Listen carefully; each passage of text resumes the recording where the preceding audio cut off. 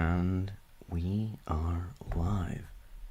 Hello, everybody, and welcome back to the Trip Sitters podcast, episode 12. Which, can I just say, we are churning these out, and not in a rushed manner at all. We're taking our time. There's been some great conversations. We'll have 1,000 of them eventually. It's actually mad. 1,000? Oh boy, Isn't it mad that you can get that'll to be 1,000 funny. episodes? Just can't. Yeah, it is. So how many would we have to? We have to do like so. If you did it once a week, that's 52 a year, and dude, that's crazy. So you'd have to do like 20 years to get that. A little under 20 years. Yes, because I was thinking of the Joe Rogan experience. They're like past 1,000. Have they got? I think they might have 2,000. I don't know. I don't know. I think I might be lying there, but they've got a lot of episodes basically. But they have been doing that for 10 plus years, haven't they? So who knows? Yeah. Yeah, In that's a lot. And then you're gonna be doing your new podcast. You want to talk about that a little bit, just to get the viewers, knowing about it. Yeah, I just had a bit of a eureka moment of a day when I got into contact with Ira Morphy, and I thought, right, okay, I'd like to have my own dedicated podcast or live series that's just mainly focused on the wacky, supernatural, paranormal, occultism, mysticism, all them buzzwords, anything like that. Just want to have a podcast that's directly dedicated to talking about that, so that, say, we can still have this one where we have our back and forth as our co-host one, but then I've sort of got my own one that I can spin into some mad stuff. And yeah, keep your eyes peeled for that on Friday. She's a really fascinating woman. Basically, almost like she's literally like the female Vivec in a sense. She's just literally channeling it through a different platform, and that's what I think's really interesting is that these creators, these other creators, they're really big on like TikTok, Instagram, blah blah blah, but then YouTube, they're just getting started. So there's a great synergy going on, and we all mesh together and work it.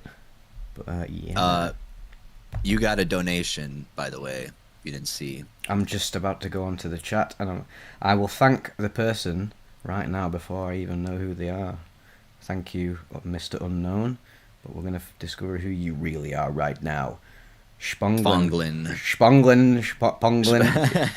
Thank you, I love it. It reminds me of Spangle. Average Spangle enthusiast, big ups. See, this is the thing about donations and anything like that. I will always put that back into the channel, or make sure that goes back into something that you can see make a difference. So I don't know, I'll buy, you know what I've been doing actually, I've been going on those like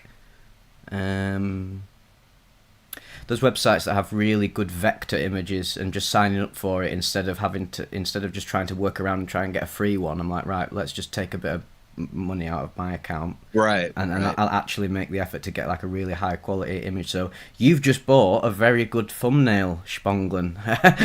So that's really good, man. Yeah, my AI, the Dolly 2, they stopped giving me credits. They stopped doing it, so they moved to Dolly 3. I learned how to use it. But I was buying, like, it was $45 and you get like 300 something credits for it, and I would just like refresh my prompt and find what I was looking for. I had an amazing prompt to look for these thumbnails. Like, my thumbnails are, you know it's a Tales from the Trip video Oh when you yeah, see it. And you've got very but distinct now, thumbnails. yeah, You've really cracked that style. yeah, but now I don't know what I'm gonna do, so I'm gonna have to find out. I'm gonna see if I can find another Dolly 2 somewhere. But yeah, no, if people didn't know, I make my own thumbnails, but I use AI for it. But it's I don't know. I I like. like AI in that aspect. Like, I'm not I'm against it, against like with art and stuff. People actually who create art, but in thumbnails, I don't think thumbnails really matter. Uh, I it's just a thumbnail. I like your thumbnails because I think they're a good case study of great AI art that you wouldn't. I mean, I don't think if you showed that to a random person, I don't think they could really tell that it was AI initially. Whereas other stuff, you can just tell something has been generated through AI, and I think it's just got that sort of hand-drawn element to it, your thumbnails. So it's obviously really good prompts, whereas some AI um, generators look really quite tacky.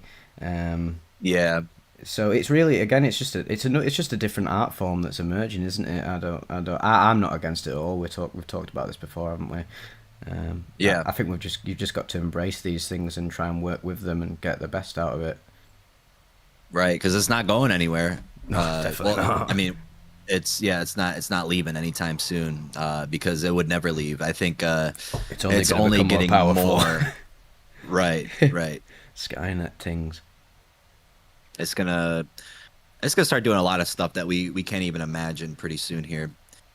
It's We won't really even know. it's really fascinating to I go back and like watch YouTube videos from people I follow online from like 5 years ago, and they'll be talking about stuff like AI, like, oh, do you know when is this AI stuff gonna start coming about? Do you think it's weird to just think that oh, even just 5 years ago, people had no idea the position we'd be in right now, where it really is quite stratospheric, the levels of weirdness that AI is producing.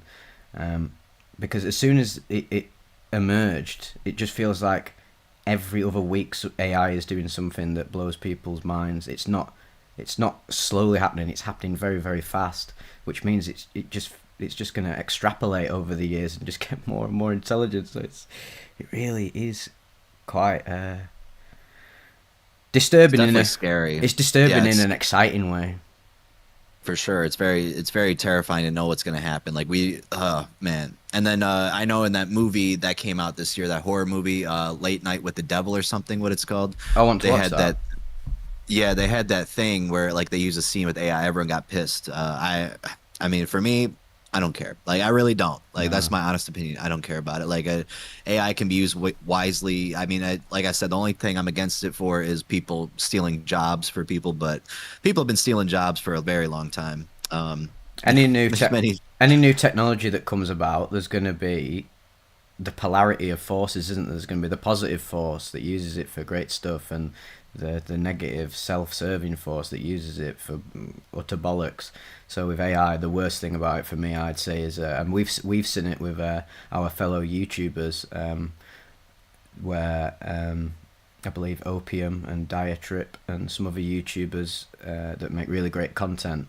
There's just been like an AI bot channel that's reworked their video and just recycled it with an AI voice and other AI additions, and yeah, just basically just leeching off other people's content with AI. So there's always going to be that, and Yeah, there's going to be that tug of war going on. We just got to make sure that we're conscious about it all. yeah, right. I say I support it until I find out someone's using my voice to read stories Yeah, on a different channel. yeah, I know. One thing that really pisses me off is I did this video a few weeks ago on Sarpa Salpa, the fish that makes you hallucinate, and I wrote it. Okay. And I definitely, and it's weird because it was weird actually reading it back, because I did sound a bit like an AI, and even and the way I wrote it was a bit like a school essay type video. But I just thought, I was like, oh, it's just something creative to do. It's something a bit different. And there was lots of accusations like, yo, this is like the most ChatGPT sounding shit ever. And I was like, well, now we've reached a point where if you literally write something that sounds like quite academic, people are just going to say, oh, that was ChatGPT. So you just can't win, can you? But No, I had that happen to me the other last month. Someone commented on a video from 2021, the Datura analyzing whatever, my deep dive into Datura. They said this is clearly ChatGPT. ChatGPT wasn't even invented at that time. I wrote the fucking script. Like, it's so stupid. someone said that on my the Trump one. The guy who took acid and went to a Trump rally were like, "This is the most AI sounding shit ever, man." And I was like, "Mate, this was written like 9 years ago." But you know, we already know what people are like on the internet. Like people are so emotionally reactive. They would rather jump onto the keyboard than actually go onto the description. But this is weird because I'm not like this. So I guess in a sense, yeah, well, I can wrap my head around it, but I guess in a sense it like triggers me because I would never do that. If I see something that I'm like, oh, that's a bit weird or whatever, or that sounds like AI or something, I'll actually look in the description and I'll actually go and fact check something before I comment. And but most people are just so emotionally reactive and easily triggered. They just literally just like a robot, literally jump onto the keyboard and they start typing before they've even thought. And that's just the nature of YouTube comments, isn't it? Really? Yeah, I get so many that says, "What's your intro song?" Literally every video, the description it says what song I use. Like I get so many comments like that. It's like, oh man, I appreciate that you people are wanting to know what it is, but like just take a second to look. That's all I gotta say. It's like so funny how I get all those, and it gets annoying at times because it's like it's literally right there in your face if you just look. I feel like back in the day on YouTube, I know. I mean, I've been here forever. So I noticed back in the day in early 2010s, there was very well, there was less of these types of comments. People, I feel like people just used to read the description box as automatically back in the day. I feel like people got a bit more engaged with the whole YouTube sort of experience, whereas nowadays I just watch the video and everything should just be in the video and tell me extremely quickly. Honestly, I do feel like everyone's brains they're getting fried by Oh, for sure. and I feel this whole thing where this whole obsession with like short form content and that I do think it is actually, and I'm not an expert, but I do feel like it's sort of rewiring humans to become more ADHD. It's like some people are born with ADHD on like a chemical level or something, like a chemical deficit, and then I feel like some people can actually get ADHD from brain rot. Yeah, I agree. I think it's happening. I mean, I saw this one picture. This class, this teacher was using Subway Surfers with his notes to teach the class.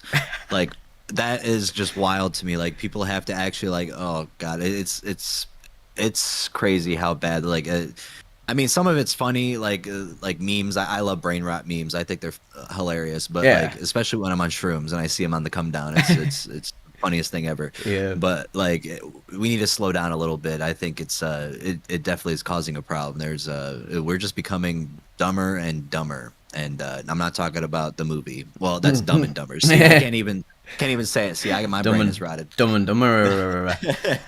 Have you ever seen that film Idiocracy by Mike Judge? Oh, it's on my list. My coworker told me about it, and I need to see it. It's like I heard it's like basically what we're living through right now. It's become quite prophetic, yeah. Which was funny because when it came out, it was one of them films that were back in the day. It's sort of the quite pretentious movie critics were ripping it apart, saying, "Oh, this is trash," blah blah blah, all that sort of jargon. And now, skip 24 years ahead, and that it's being heralded as like so ahead of its time that it's almost almost genius. And yeah, definitely watch it. We should talk about. Yeah, I'll watch it next because we talked about how I watched La Haine the other day, but I wanna I need to watch it. I've been thinking of I wanted to watch It from 1990. That's the movie that terrorized me as a kid, traumatized me. That's one of my favorite films ever. I mean, the Tim Curry one. Yes, Tim. I think Tim Curry does a way better job than the Skarsgård guy. Yeah, I'm big into Stephen King. I've got literally loads of Stephen King books over there. I was reading them when I was in primary school. I've always loved horror, even as a child. I thought horror stories were really relaxing in a sense, but just because they're so fantastical and out there, and that's why I like fantasy as well. But so I've read it when I was younger, which is really bizarre actually reading it as an adult because of how everyone knows about the really, really weird scene in the sewer, which I obviously read as like a 5-year-old, but I had no idea what the hell they were going on about. But yeah, the Tim Curry scenes always used to freak me out when I was in primary school as a young boy. But actually, when you watch it again, it's one of them films where I think if you see clips of it, out of context, it's scarier than what it is taken as a whole, because the film is very, very sort of like late 80s, because it's literally on the cusp of the 90s, isn't it? Like 1990. Yeah, it's got that 80s camp, so it's not actually I didn't find it actually very scary, but it's definitely more unsettling than the new one. The new one was it's too flashy, just too flashy, really. Too much CGI. That one scene where the painting comes out, it was attacking Stan in the beginning. That was so bad. I couldn't believe it. And then you see it chapter 2. Yes. Do you know what the That best? movie. Oh my god, that movie was terrible. But it was sort of terror. It was sort of terror bad in a way for me. I remember watching it because we got a big group. It was one of those films, right? Because you know some films come out where everyone is on board, like let's go, all the gang's up for it. So we had a massive group that went to go and watch that, and I remember watching it in the cinemas, and that scene where one of the girls is in the old woman's house and then she's like skulking about in the background, and then she comes through the archway and then it's like some giant ghouly bug, and that was hilarious. But in the trailer it made it out to be creepy, but in the context of the film it was hilarious. It's funny how a whole piece of a film can, like when you take it as a whole thing, it can sort of demystify it in a sense. Like you get these ideas about films, don't you? Like, oh, everyone says like The Shining or The Blair Witch Project, it's the scariest film of all time, or like that Long Legs or whatever that's just come out like it's the most heart wrenching experience of all time. And it's like you get all these ideas in your head, and like you see Nicolas Cage, like his little face in the trailer, and oh my god, this is gonna be fucked. And then you go and watch the film, and it's literally just like, well, I don't even know how to describe it. It was just brain rot. But obviously, it wasn't even bad. It wasn't even bad. It just didn't feel very inspired. It didn't live up to the hype. No, is what you're saying. Yeah. Yeah, no, oh man, I still wanted to see it though, but yeah, I just had that huge panic attack in there in the theater. I could not see. Remember the beginning where the detective guy invited the main character in, and like the family was there, the daughter and everything. When the mom was in the background, I literally could not see her, and that's when I knew. I'm like, I gotta get out of here. Yeah. And just all their faces were just warping and just disappearing. I could not see a thing, and I was just like, I can't. Especially being in a theater as well. I find theaters are very trippy places to begin with. In some sense, a very enclosed space, sort of like you're in a spaceship. And so yeah, having a mushroom-induced panic attack there definitely isn't the one, is it? No, yeah, I had to sit in my friend's car, just laying down, and we were listening to the song that lowers your anxiety by like 35%, "Weightless" Part 1, Oh, really? by Marconi Union. Yeah, no, it's a very interesting song. Go listen to it if you can. It's a very like when I was on DMT, I would play it just to be safe, and when I'm on shrooms, I just like, or when I'm trying to sleep and I can't go to sleep, I play it, and it actually works. Like because my sleeping problems, especially now with the kratom withdrawals, they have become very terrible. So like I don't sleep as much, but you know, it's a very good, you know, it's almost like a medicine you get prescribed just listening to it. So because the anxieties before sleep, that can really keep you up. And yeah, no, it helps. It really does. It's crazy how they created a song that can do that, but it sounds just amazing. It's so beautiful. Yeah, you'll have to link me that. That's really interesting. But what's even more interesting is you brought up the kratom as well, because I think again this is something that needs to be said. Is now there's a second drug slash psychedelic YouTuber who's suffering from kratom withdrawals. Obviously, like psych substance. I think he brought that into the mainstream where it was like, oh shit, this kratom stuff can get real serious. So, and I think a lot of people just think of it as just some very very casual substance, but it seems like it can really get a grip of you. Right, it can. And dude, I posted that meme. I made that Snapchat picture, bro. This weird bald guy just asked if I ever tried this drug called kratom, and then he just exploded. And people started making fun of him in there. Like I wasn't even trying to do that. I was just trying to like just make a joke because I always see these photos in the Drug Circle Jerk Reddit page, and I always like try to add Snapchat or like add like an Instagram thing to it, and just to make it my own. And well, some person said, "LOL, I used to think this channel was secretly voiced by Psych Substance Guy because you guys have very similar voices." I never heard that. Like, I can't. I don't think me and him sound the same at all. I don't know why I think they maybe do that. that might be just somebody who's not used to American accents and then just thinks that they all just merge into one. I guess. Maybe. Some guy over day, right? So I do that Chainsaw Mara series, the which is very very English. I don't think you could get more solidly Northern English than that. Someone asked me Yeah. they were like, so what? So what regional dialect is this? Is this like Baltimore? And I was like, are you mad? Like, I have to swear people have got. Mate, some of the way people's eardrums must be wired up is quite bizarre. Some people ask me like, because I find it funny when people say, "Oh, whereabouts are you from in Europe?"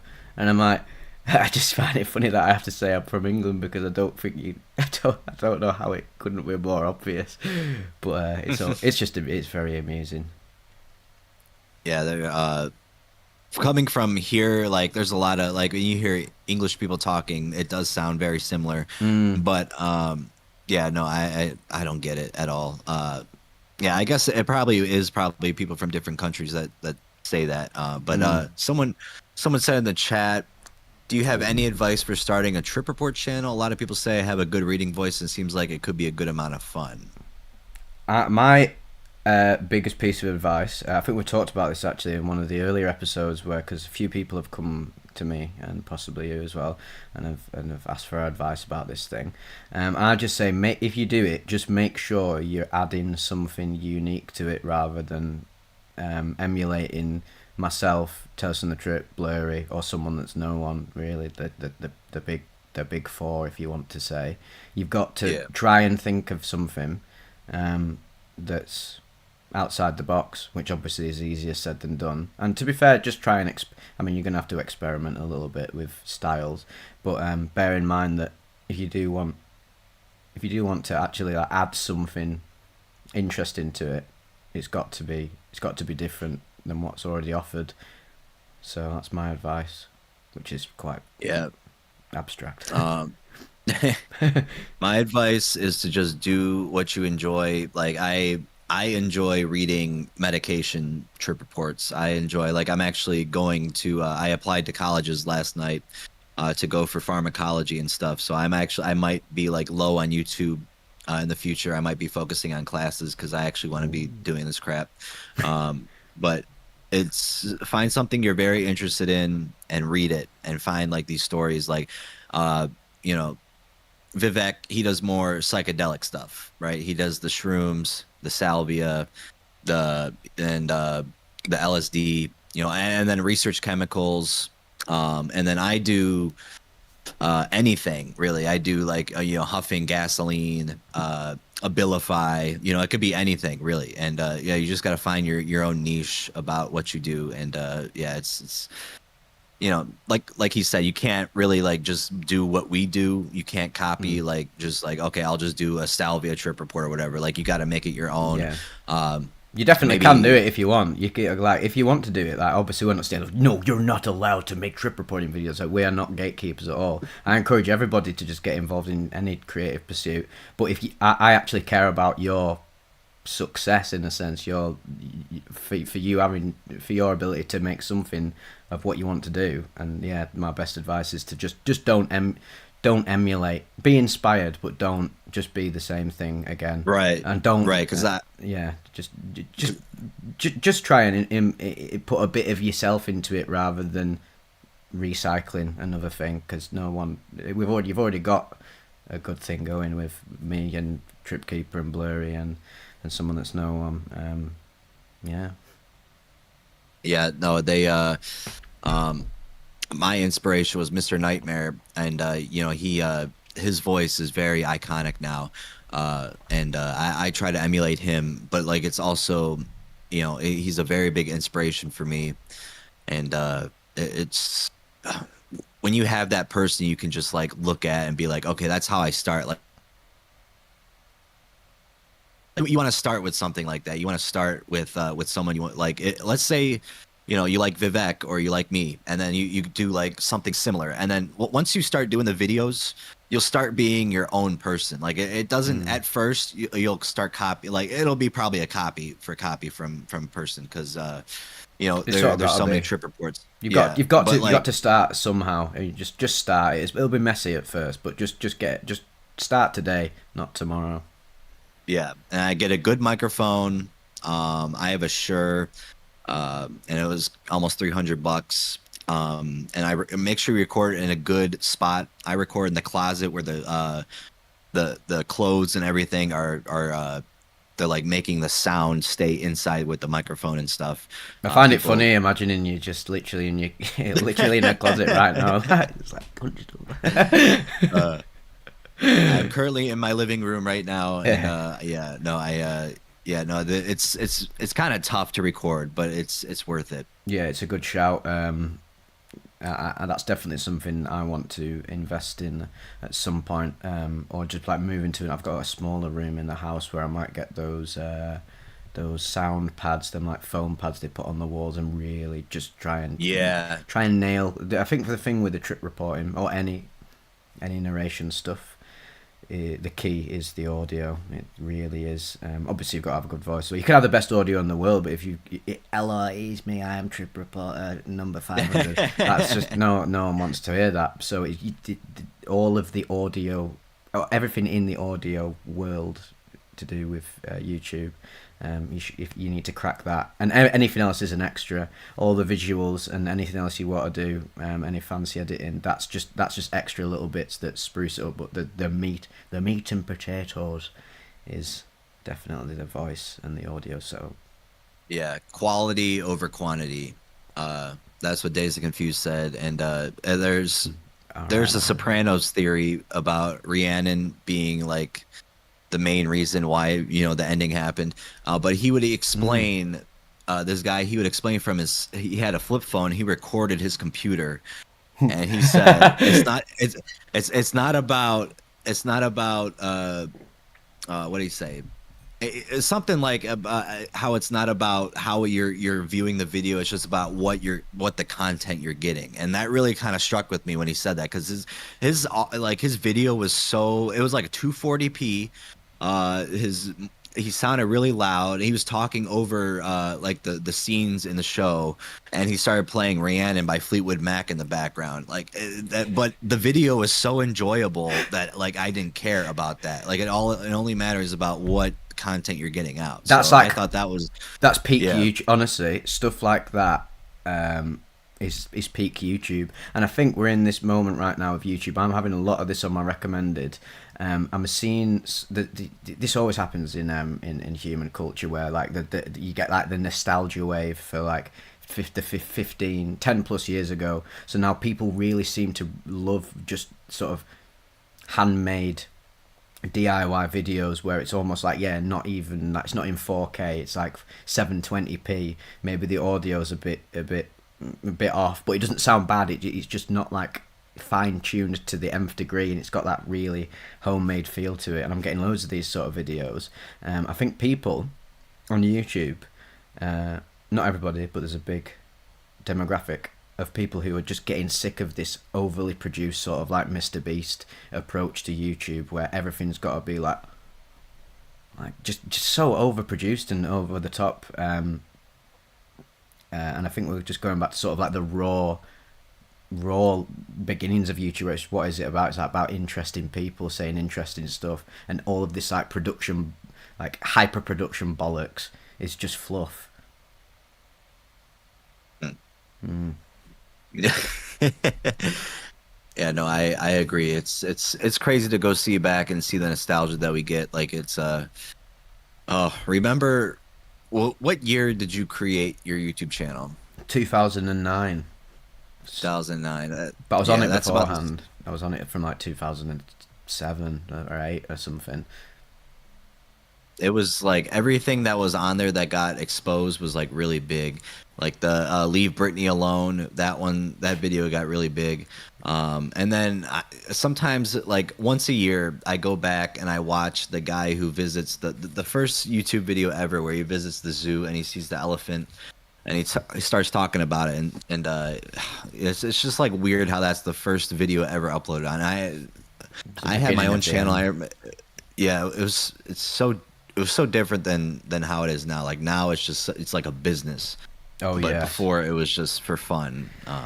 You know, I love the and old. greed ruins everything. Oh yeah, YouTube has been toxified by late stage capitalism in a sense. Not even to get political, like just on a level. It's not, you don't even need to be political to just see. You just look at what is the most popular stuff on YouTube and has been since, like, I think the turning point was really everything changed in 2015. I think that year 2015 just seemed to mark a new era for the channel, not channel, the whole site.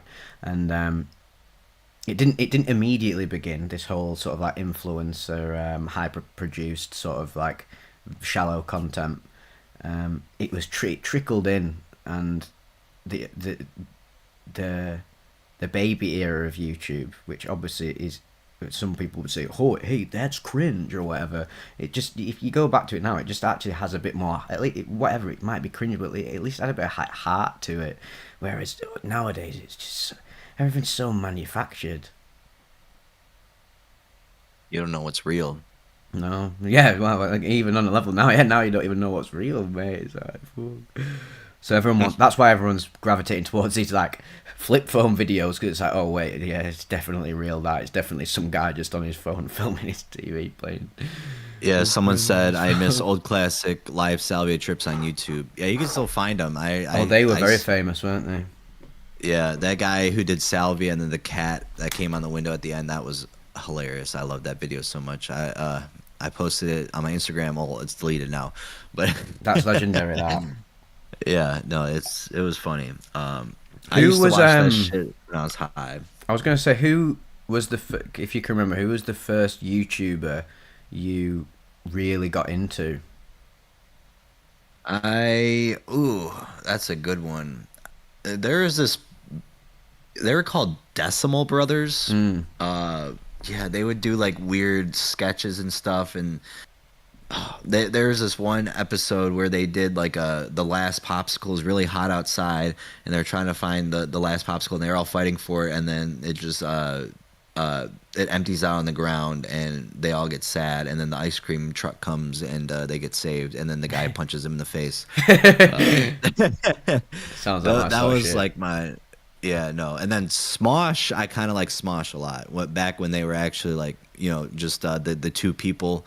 They were quite I don't funny know. back in the day when it wasn't like really forced. When it felt, it was the humor felt very authentic. And then after a Yeah. bit, where it was like how much more can we squeeze the Smosh humor loop? And then it eventually it became a bit like Family Guy humor now, where it's just literally just, exactly what you're getting. There's nothing interesting.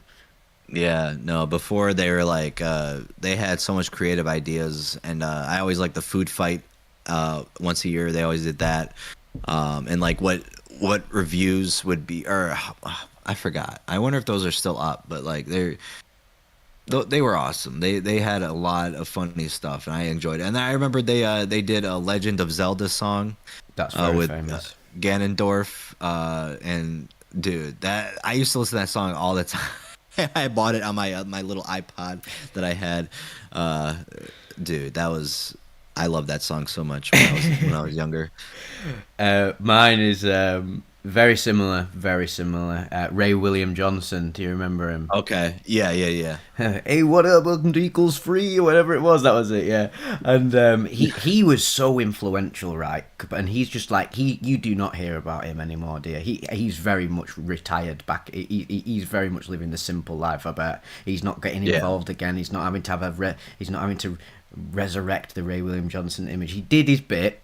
It was huge. He was like the first YouTuber to hit 1 million subscribers, I believe. He was like the first real proper figure, and he was actually funny. Like, he was genuinely like he epitomized like 2010 to 2013 humor, and like, oh, freaking gay, and it's great. And then he did that. Funny enough, because yeah, they always get into music. They don't, like Smosh got into music, and there was always a bit of a yeah. musical element to it. Um, he did that Your Favorite Martian, Ray William Johnson, and he made all these like parody songs. It was a bit like his take on like Weird Al Yankovic, except they were actually original songs. They were just like meme songs from like the sort of the cringe era, but they're actual bangers. To be fair, like they're actually produced really well, and they've got a bit of soul to him. Whereas nowadays it's literally like it's that everyday bro with the Disney Channel flow, and it's like oh god, Oh god. it's so shallow. As much as I defended Jake Paul in my classic video of me reacting to him taking psychedelics, but yeah, we all have our cringe arc, I guess. Well, I'm still on my cringe arc. Yeah, and I'm not a big fan of Jake Paul. He actually lives close. He used to live close to me. Him and Logan Paul, they Oh, they lived in Westlake, Ohio, which is not too far away from me, that's mad. which is crazy to see. I remember seeing a vine of them at this beach I used to go to, and it was just so weird. Like that, it's crazy to see how these celebrities like. There's actually a lot of celebrities from Ohio that become famous. That's surreal. It's yeah, it's wild. Um, maybe hopefully I could be one of them someday. But I don't. You know, You're an undercover celebrity. That's what it's like yeah, doing right. doing this, isn't it? It's not like you're not like, hey, look at me on Tesla trip. We got the Rolex. Let's fucking go. We're not influencer type people at all. But like yeah, I do sort of say to people like some people have met me in real life, and they will they sort of try and if they know about the channel and they sort of know about how big it is. Um, they almost try and make you want to say that you're an influencer or like a celebrity or whatever. And I just say, well, okay. They're like, are you famous? And I was like, well, definitely not. I was like, I'm basically like a Z-list undercover celebrity who doesn't flaunt it. Like that's really not what you would consider a celebrity at all. But they sort of and a lot of people end up saying back to me like, oh, if I was in your position, I'd proper flaunt it and do all this. I was like, well, this is the difference between myself and yourself is that in this sort of it's different when you're a big figure in a scene like ours. We're talking about seriously, the proper serious stuff in it, like drugs and psychedelics and God and consciousness and the universe and mysticism. Turning that into some form of like influencer game is super destructive, I think, and quite toxic. But if you're a Minecraft YouTuber and that, like, I get it. I get why you would want to be some celebrity, like some big streamer, but I don't see myself doing that. To be Yeah, fair. no, I would feel weird if someone came up to me and was like, "Dude, your Tales from the Trip," but like that's why I don't. There's people always want face reveals. Like I did a couple face reveals on Instagram, just little ones, not like full actual ones. But Mysterious. it's yeah, no, I like it's very like people don't realize how important it is for me to have privacy. Like I've had a couple scares recently with people, and it can be very it's it's scary. Like what like can they find your address? Can they like do they know where you live? Like it's terrifying to me. That's why I don't want to Mm. like show anything. I don't want to do nothing because it's scary. I think It's it's very scary. scarier living in America and being that type of person as well. I think I was a Oh bit yeah. more very different country over here. We're tiny, very small, um, and I know that I'm not saying anything. In fact, actually, somebody the other day said something when they were like, "Oh, people could probably figure out where you live if they really wanted to," and I was like, "Well, I can't. I don't want to just like record in a box. I don't want to record in a cardboard box." And I don't want to live in fear and all this. And I was like, and do you know what? I don't think I'm actually saying. If I was doing like, I don't know, reaction videos like calling people out like, fuck you, fuck these sort of people, and like, I hate everybody, and like, this is why you're wrong. I'd probably be, well, I wouldn't even be, if I was that sort of person, I wouldn't even give a shit anyway, because I'd be an egomaniac. But genuinely, I don't really have any fear about it, because I don't really think I'm saying anything like that controversial. And to be honest, yeah, what can you do? There's always going to be some mental people who are obsessed with you, but I don't think in this scene there's as many like super evil fanatical people. I think you get like people when you're a super celebrity like Jake Paul and that. and you get in your whole thing, and it is about beefing with others, and it's like almost very competitive, sort of like alpha male ooga booga stuff. Then I think you're going to attract people who are like, yes, I need to stop this person, like in almost a violent way. But yeah, I think we're all right. But the thing is, for me, I can't go back now. I've done it. Well, this is the scary thing about sharing yourself online, is once you are out there, you're there. It's not going back. I can't close the lid now, so I may as well just keep rolling with it. So yeah, fuck it. Right, that's what I'm scared about. I don't like.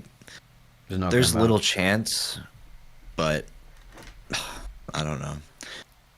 But It's I think I like your. I think the Tales from the Crypt, sort of like, even the skull has like a bit of like yeah, mystique, a bit of a symbolism to it, where it's like, even the fact that it's a skull, it's like it represents like everybody, doesn't it? Like in a sense, in like a yeah. poetic sense of the channel. It's like, I think because I think where I was a bit more open to doing it, because I guess my channel name is Vivec, so it's like a person, isn't it? Tales from the Trip. The Trip Keeper's like got this like ethereal vibe to it, where it's like, yeah, the storyteller from behind the scenes. No one knows. In Tales from the Crypt, you don't find out about the Crypt Keeper's backstory and personality, and like what his favorite like meal of the day is there.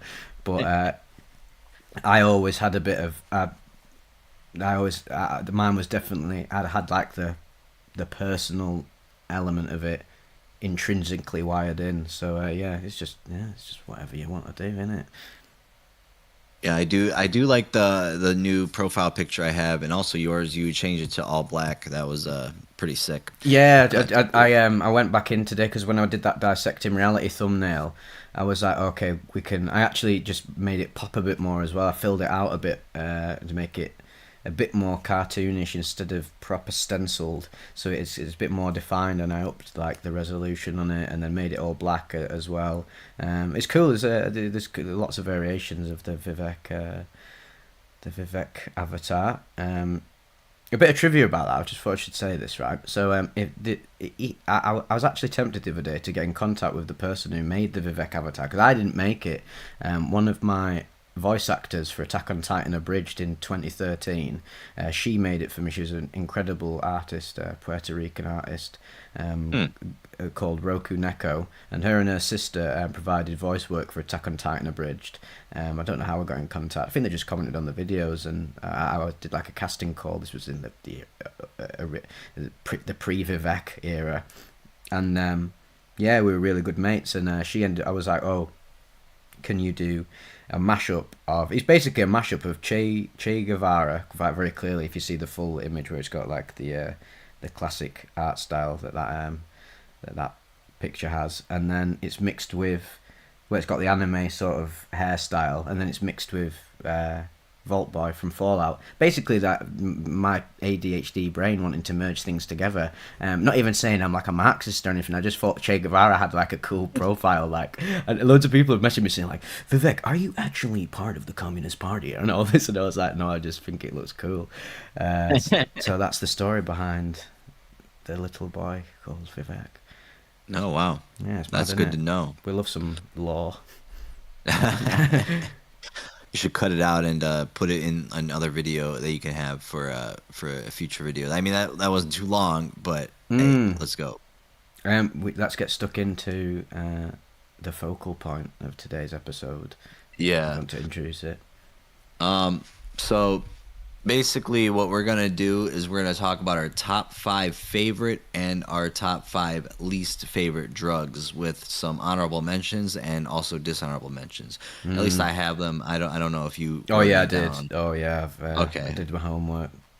Okay. Yeah. No. I think I'm pretty set on this. But yeah, it's. Whew. You want to start or? Oh, you've actually written it down in an analog format.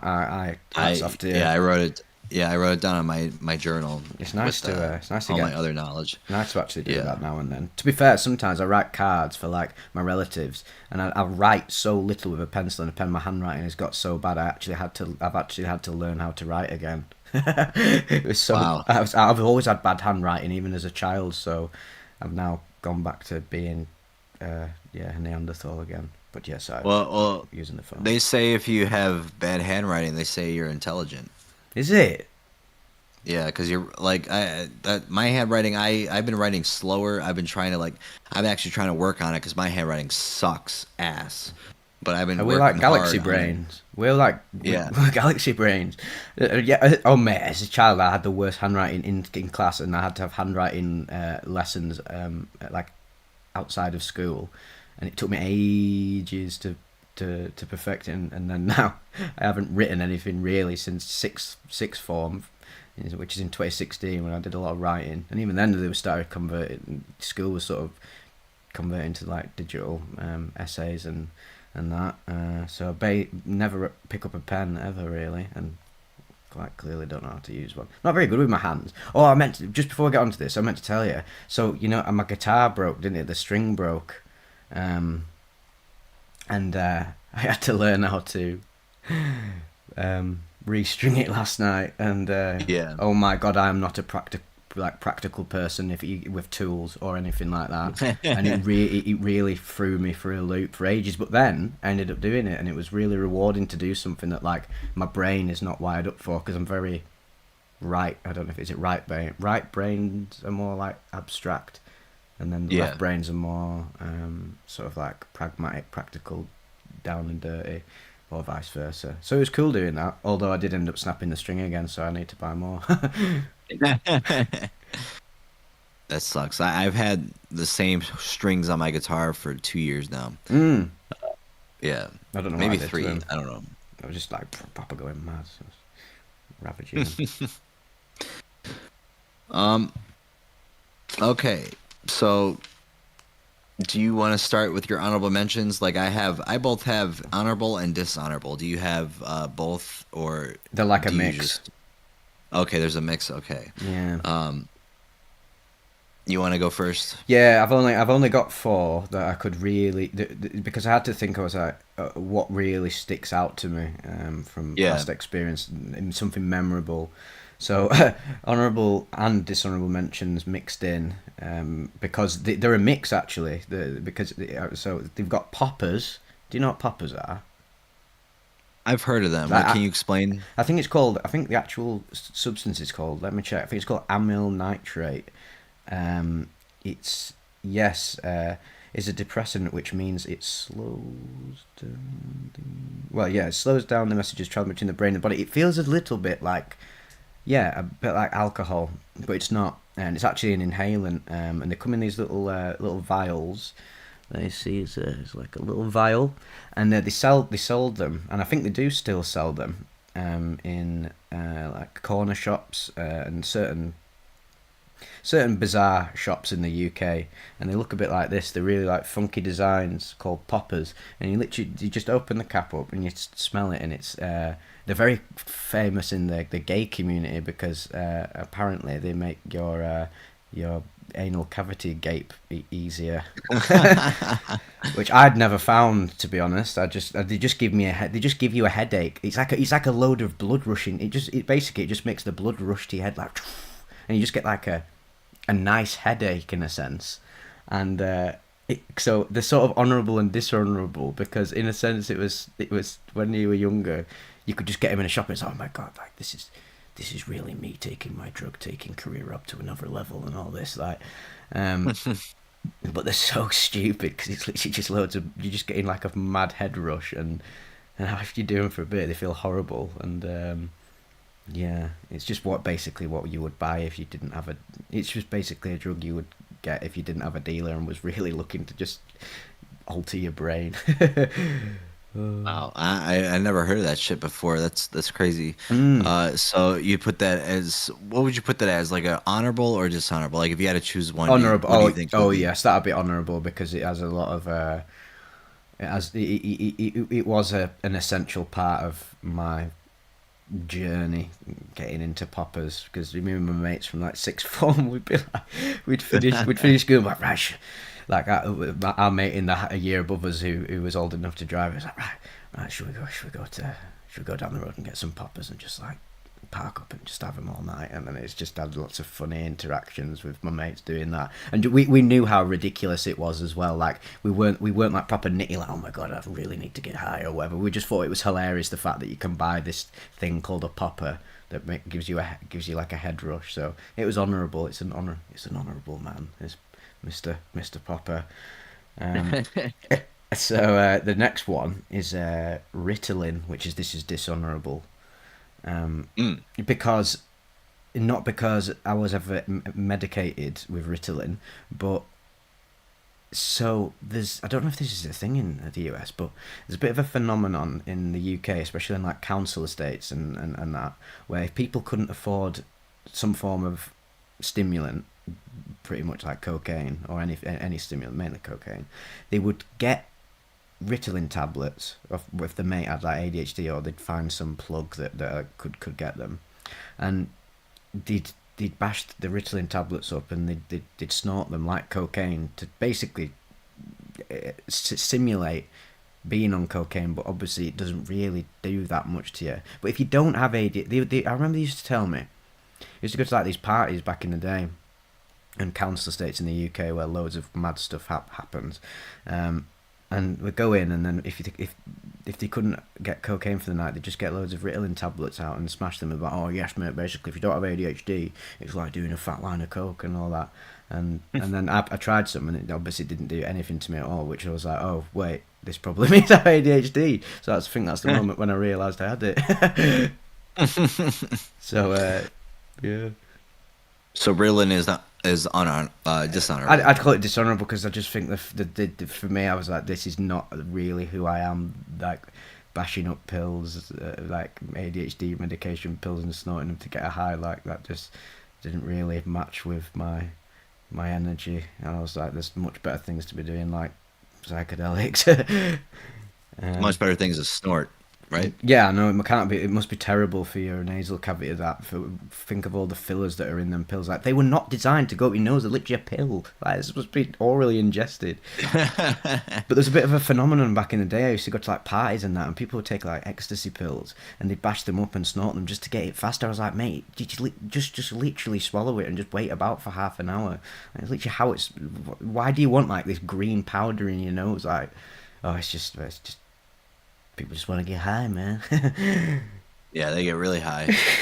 I don't understand why people can't just wait and take the pill. Like the pill works better for me, and it's extended release. Like when I snort stuff, it comes right away, and I just enjoy it for what it is, and then it disappears. That's why I don't like it. And then the drip. I hate the drip. Especially with ketamine, that's on my list. Oh well, unpack that can of worms in a bit. Yeah. So my last two, is cannabis and salvia, and I couldn't figure out whether they were honourable or dishonourable because they both gave me like my relationship with both of them is just confusing. Because I mean I did love cannabis for a long time. Cannabis, if you asked me this like pre-Vivec, cannabis would have been my top one. I was a massive stoner for many years, like to the point where I basically became the atypical like stoner addict who literally just couldn't function without weed at all, and just made sure I was getting stoned at every single possible event. If I could get stoned at an event, any even a minuscule event, like I don't know, going like down the road to go and get a drink from the shop, I would ensure that I was stoned doing it. Just obsessively, and it was nice and it made me feel good, and I enjoyed the cannabis high, and it really relaxed me, and I've had great times on it with my mates and everything. So there's a lot of positives, a lot of great positives. It was also it also opened up the doors for psychedelics and etc. But then after a while, I just had to like be conscious of the fact that I was like, look, right, I'm literally addicted to this substance and I'm wasting all my money on it, and it's probably like frying my short-term memory and putting loads of stress on my nervous system. Like it just doesn't feel like something you should be doing all the time, or at least for me. I felt How much were you taking daily? Sorry.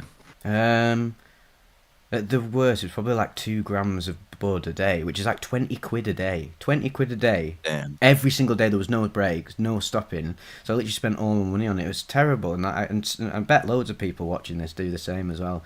And the stoners and that. And it's It's not worth it. You just look back on it because eventually you're gonna have to let it go unless you literally smoke your whole life up until up until your deathbed. But at one point you are gonna look back and be like, you know what? A lot of the times I smoked weed was just me killing time and filling and trying to just stop being bored, and that's what turns into a dope fiend. It's just like, oh, you just become comfortable with literally just being blazed and lying in bed doing nothing. So that's why I couldn't say it's honourable or dishonourable, because it definitely fucked me up. And also I can't smoke weed nowadays anymore because it literally sends me insane. So it's almost like whenever I smoke weed now, it's like the universe or my mind or mind at large saying like, look, right, this is something you've let go, you fully let it go, so don't go back into it. And it's like I'll never be able to get stoned in a nice way ever again, because if I did, I'd probably get addicted to it again, because that's how my mind works. So in a sense, I'm glad I don't like it anymore, because I'd never have any interest in ever getting stoned, really. Hmm. And then salvia is just, yeah, it's just a very weird, confusing substance. It was the first hallucinogenic experience I ever had. So I'd just tried cannabis beforehand, a few like months beforehand, and yeah, salvia was, you could get it in head shops in the UK. It was legal to buy from head shops, and they sold like synthetic cannabis and other weird stuff like methadone, like party pills and stuff. Places where they just sell bongs now and stuff where they get away with. But yeah, you could get salvia behind the counter, and I think I smoked 20x and just had it in like a bit, just like a big bong rip. And all my mates from who were a bit older than me, it was like their own. They didn't know where to get like proper psychedelics or hallucinogenics from. They didn't know how to contact dealers. They didn't really have like friends outside of their friendship group, so the only thing they could get was salvia. So that was like their little window into hallucinogenics. So then I was like, of course I want to try it. I was fascinated, and it didn't actually feel nice. Like but it was weird because it was like going through like states of euphoria and dysphoria. It was the first time I ever was like, oh shit, these taking drugs can make you feel bad. It was actually really quite interesting moment. Yeah, I know, right? It was like, oh shit, this actually doesn't feel nice. Whereas I'd smoked cannabis and maybe I've been like drinking or whatever for a few years. I was like, oh, this is fucking amazing, man. Especially after being like a nerdy incel that lived inside, and just the only dopamine surge was like raiding on World of Warcraft to go and have a drink. It was like, whoa, what the fuck? And then I took Salvin and it was like, oh shit, these substances can make you feel like quite uncomfortable and disturbed. But in a sense, it was a very good learning. It was a great thing to, that was a great thing to learn. And it was also the first time I'd ever hallucinated, because reality just shifted. I remember it was just, at first it was just like giggling, like maniacal giggling. Then I had like the wave of like fear, and then I ran upstairs and I just sat in this like closet and or wardrobe. Bloody hell, I'm using American words now. So I went and sat in the wardrobe and just sort of like freaking out. But then I'd be all right again. I'd be like extremely ecstatic, and then just going back to being like in fear again. And then just as I thought it was over, in fact, I had another a blast after that. And I was like, right, go on, I'll do it one more time. And I've never done it since. This was in like 2014. And then I had it, and then what happened was like, what I was looking at what I was looking at was like 3-dimensional. It had like depth to it, and then it literally just became like flat, and it became 1-dimensional. Like what I was looking at now became like a bird's eye view, like a top down view of what I was looking at.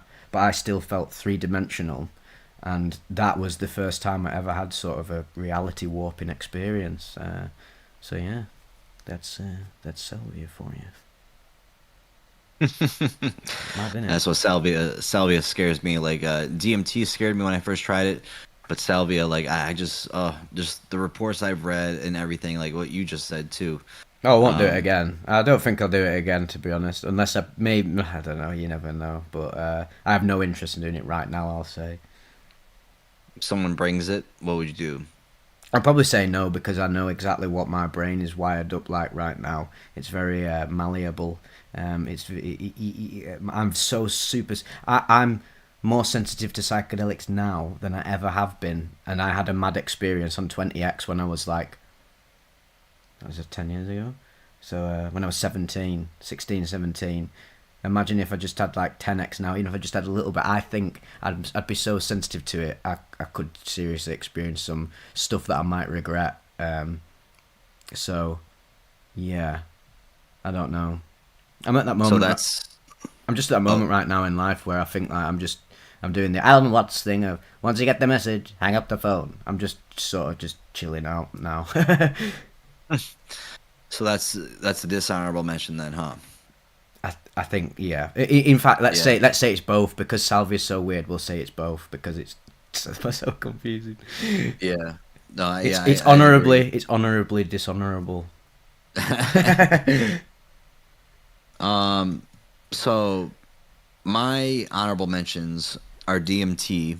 I did enjoy DMT. I had a couple bad experiences from it, but overall, I thought it was pretty fun. Mm.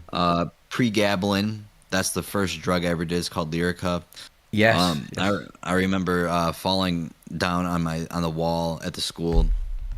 That was something.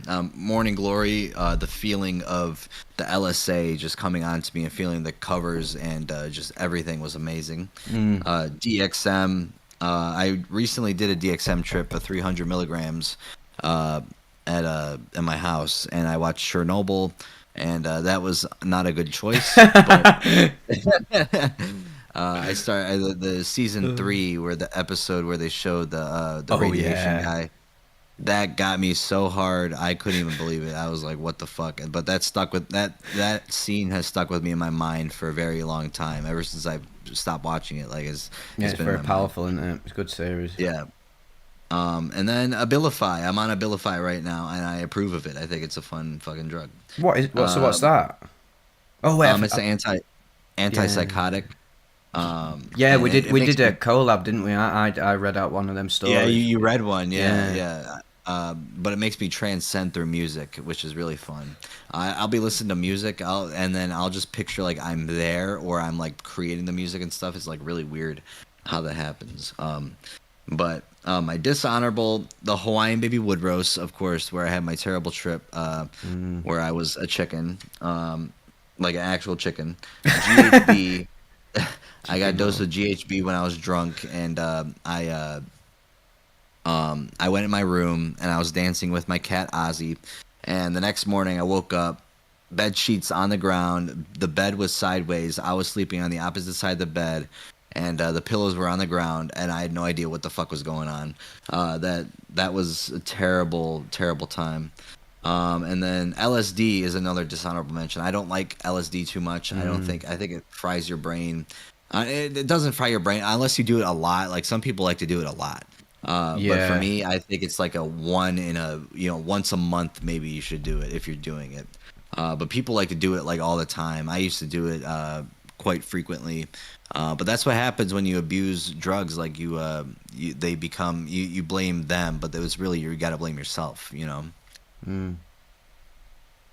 I just wanted to reply to That's this person in the comments who put, "Would you explain your journey back from smoking 2 grams a day, please?" If you look on my channel, look at the my struggle with cannabis addiction video, and that will explain that. So I thought I'd address that. Also, what to say, pregabalin. Right, I've had that before. Right, you can buy it. You can buy it over here, and there's an epidemic I think in Wales where people are addicted to pregabalin. I've taken it before because I've heard that it can sort of like sedate you because obviously I have a serious sleeping problem, so I'll take anything that might slow my brain and body down. And I tried it. I can't honestly say I actually felt any effect of it before, but I have actually had it circulating through my bloodstream before. damn. Yeah. Was it fun? I don't know. It just didn't do anything to me. Like it just didn't actually genuinely didn't do anything. I think some people are just wired up to like not for these substances to not activate anything in the brains. Like it was weird. And I was like, okay, I'll have a few higher doses, maybe see if it sends me to sleep. It didn't do anything at all. Like genuinely. Same with codeine as well. Though, where people are like, oh yeah, take some codeine, man, it'll proper chill you out. I was like, I've taken that before and tried to have something. Have a feeling from it, and it still didn't do anything. But yeah, that's just me. Yeah. No, codeine. I never. I think I might have done it once, but I didn't feel anything either. Like you got to take a lot. I feel like to feel something. People get prescribed that shit are crazy. Like I can't believe like just being at a pharmacy and seeing all those drugs would be so interesting to me to Mm. see. Like that's why I want to get into pharmacology. I just want to like learn how to prescribe see what the right medication is for these people. And yeah, that would be a lot of fun. I've been on the phone with these people all day talking about it. And yeah, so there might be a slowdown in the Tales from the Trip videos Mm, section in the future. Depends on how I get these classes. If I got to do all strictly online. mm. But yeah, no, You heard it here first. you heard it here first. I feel like my voice is like really deep right now. Yeah, all right. It's got serious bass to it. Yeah, Um, he's got some bass. it's gonna enter a black hole by the end of this. Oh my God. Our eyes are black holes, dude. I was tripping on 2CB one time. And I started looking at my eyes and I started like seeing that like the inside, the pupils are just black holes. They go on Yeah, forever. You can they go zoom on into them forever. forever. Yeah, and you can't see nothing. It's like a dark abyss. Mm. Um. So should I do? I want to do my bottom five first because I want to save my top Okay, four. bottom five. All right. So start off with number five. We'll just alternate Oh yeah. five, five, four, four, three, three, two, two, one, one. Yes, good idea. So actually, following on from codeine, my fifth least favorite substance is lean. I've had that Ooh. I've had that a fair few times where like I just feel like I just genuinely think it just doesn't do anything to me at all. It doesn't do anything to me at all except make me stupid. Like it just genuinely turns me into an idiot. I actually very foolishly crashed my car on lean thinking I was all right, which was this was a major lesson for you children to learn. Like you do not do this. Is very stupid. This was in the pre-Vivec era as well, as a disclaimer. This was before I got my shit sorted out. But it was a very valuable lesson learned. Thinking, oh right, this substance, this lean, this codeine or whatever, because it's purple drank, whatever the hell in it. It's literally just codeine in it, I guess. Um, I guess most people like combine it with weed and other stuff, and they make it makes them more chill or whatever. And like, I guess I've got Promethazine. They do yeah, that too. I've got a glimpse of it, I guess. And then I remember just had it like one time and thought, right, well that didn't do anything, did it? And then all I noticed that it did was sort of like cognitively impair me.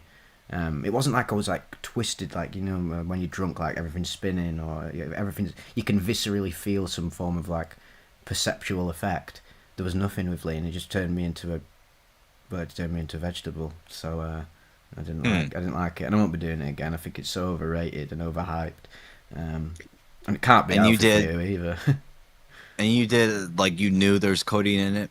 Oh yeah, me and the girl I was seeing at the time, literally just bought loads of like 2 bottles off this guy and just drank them, and we're like, well, that didn't do anything. Should we go out and get some food? And then before you know it, you're fucking colliding with a bridge.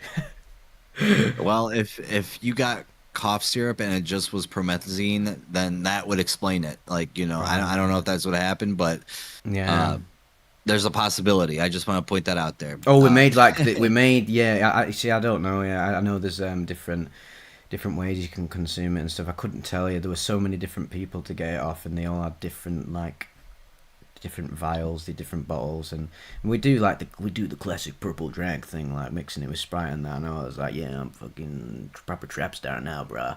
And and then I was like, oh shit, it's not actually done anything to me. Now I'm hungry. And then before you know it, you get in the car, and then the car's gone. My number five is cocaine. Of course, I've explained many times that it really does not affect me at all. I did it in prom, homecoming, and I felt energetic a little bit, but I didn't feel really too much anything else. Mm. So like I'm glad for that because I You don't did it want to at your be. school prom. Oh yeah, we brought it, and That's we hilarious. we did a bunch of drugs in high school, dude. It was insane. Uh, Oh, so tame over here in high school. yeah, no, that's why they can bring guns and kill kids, and Yeah, true. there's no security. But yeah, we did that, and yeah, it just didn't affect me too much, and I just didn't enjoy it. So cocaine is definitely number five on the list for sure. Mm. Yes, I have a lot to say about cocaine in a few more numbers. Spoiler alert. So number four, this right. So I've put it as MXE. So this is methoxetamine, Oh, which okay. yes, which is which would be a quite controversial take. This might fry Mm, people's brains because I thought, obviously, people know that I'm infamously quite uh, an enthusiast of the old spaghetti mine. But MXE, right? This is this is another disclaimer. I don't actually know if the times I felt this horrible feeling from having this ketamine looking substance was MXE, but me and my mates would just call it MXE because we didn't know what it was. It might have been like 2FDCK or any of them weird like ket analogs or yeah. weird dissociatives that are like that look like ket. But I did it obviously out of all my mates. I would always do the most research. Not even saying they didn't care about research, but I was just obsessed. I'm obsessed with like the way substances alter your mind and like the chemistry and pharmacology and all that. So I try and Me figure. too. Yeah, too right. That's why you're on the path you are now. Um, Yeah. so we would just call it colloquially MXE. Like if basically we got shit ket that made you feel, it was just it basically we called MXE ket that made you feel horrible because you'd have to have the tiniest little bit like a nano dose to feel something, feel some nice level of dissociation. But if you did a normal like dose of how you would dose ket, being an average UK ket enthusiast, you got obviously our tolerances are much higher than most people's in the world. You could have the equivalent dose of that, equivalent dose of ket to MXE, and it would make you feel horrible. It just made me feel like it's really hard to describe the uncomfortable. It was just the epitome of feeling uncomfortable and dysphoric and feeling like I was twisted into this like center. Everything just felt like it was centered. My vision was just centered, and everything else around it had no cohesion. And I remember being at Boomtown, this festival, and we had this horrible ket that we bought that we just called MXE, and then we had too much of it, and it sent me absolutely horrible. I started being sick and everything, and I had to go in the fetal position in my tent, and that was the closest I thought I was gonna. That was the Die. yeah, offered dissociative. That was the closest time I actually was like, oh god, can dissociatives actually kill you? And I went white as a sheet. Like everyone saw me like, oh, Vivec's gonna explode right now, and I was like, yes, it's time for me to die. But thankfully, I didn't. But ever since then, I'm gonna loop MXE in. I'm gonna say MXE slash ket derivatives. Well, that's what I'll put number 4 as because if it was, I bet actual pure MXE, if you used it wisely, probably would be quite good. I mean, I've read a lot of MXE reports that have like actual value to them, where people are using it to explore consciousness and use it for all the good reasons people would use dissociatives for. But personally, for me, it made me feel horrible. Hmm. How many milligrams do you remember?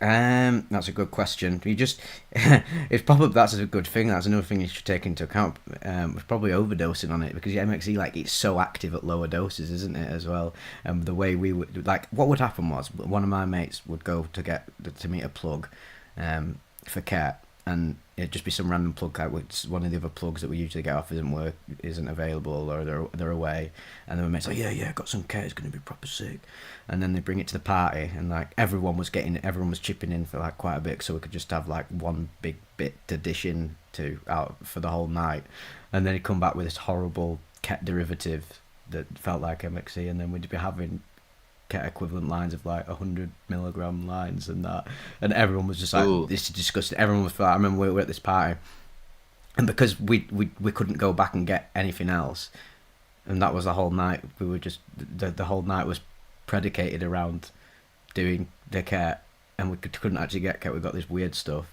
We just couldn't stop ourselves from going back to it. So we're just on a loop of just self torture.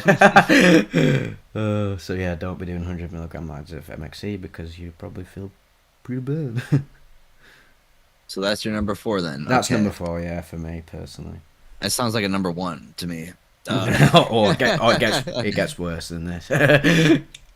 My number 4 is Xanax. I used to have an addiction to it when I was in high school, and basically, it wiped my memory of all that time that I was there, and like it really, I mean, it affects you, of course, euphorically, but man, just not remembering what happened, doing like weird shit that you didn't plan to do. It just really affected me for that. But yeah, Mm, no, Xanax is number four. I hate it. I want it to die. I don't want Xanax to exist anymore. I think Xanax is shit. I don't. I feel bad for people who are prescribed it, unless it actually very works for extreme you. drug. Yeah, Um, no, it's very, very strong. I've had loads of good times on Xanax. Won't lie. In fact, I'll probably put that on the honourable slash dis. That's an honourably dishonourable drug as well, because I won't lie.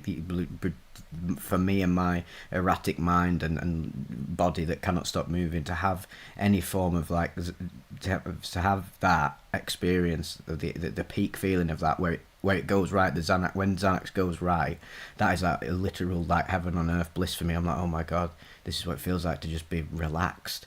And but it can very easily go wrong. I also crashed my car on Xanax as well, so probably should have thrown that in hindsight. So that's a bad one. So that was number three. Yeah, that was number three. Number three. Number three.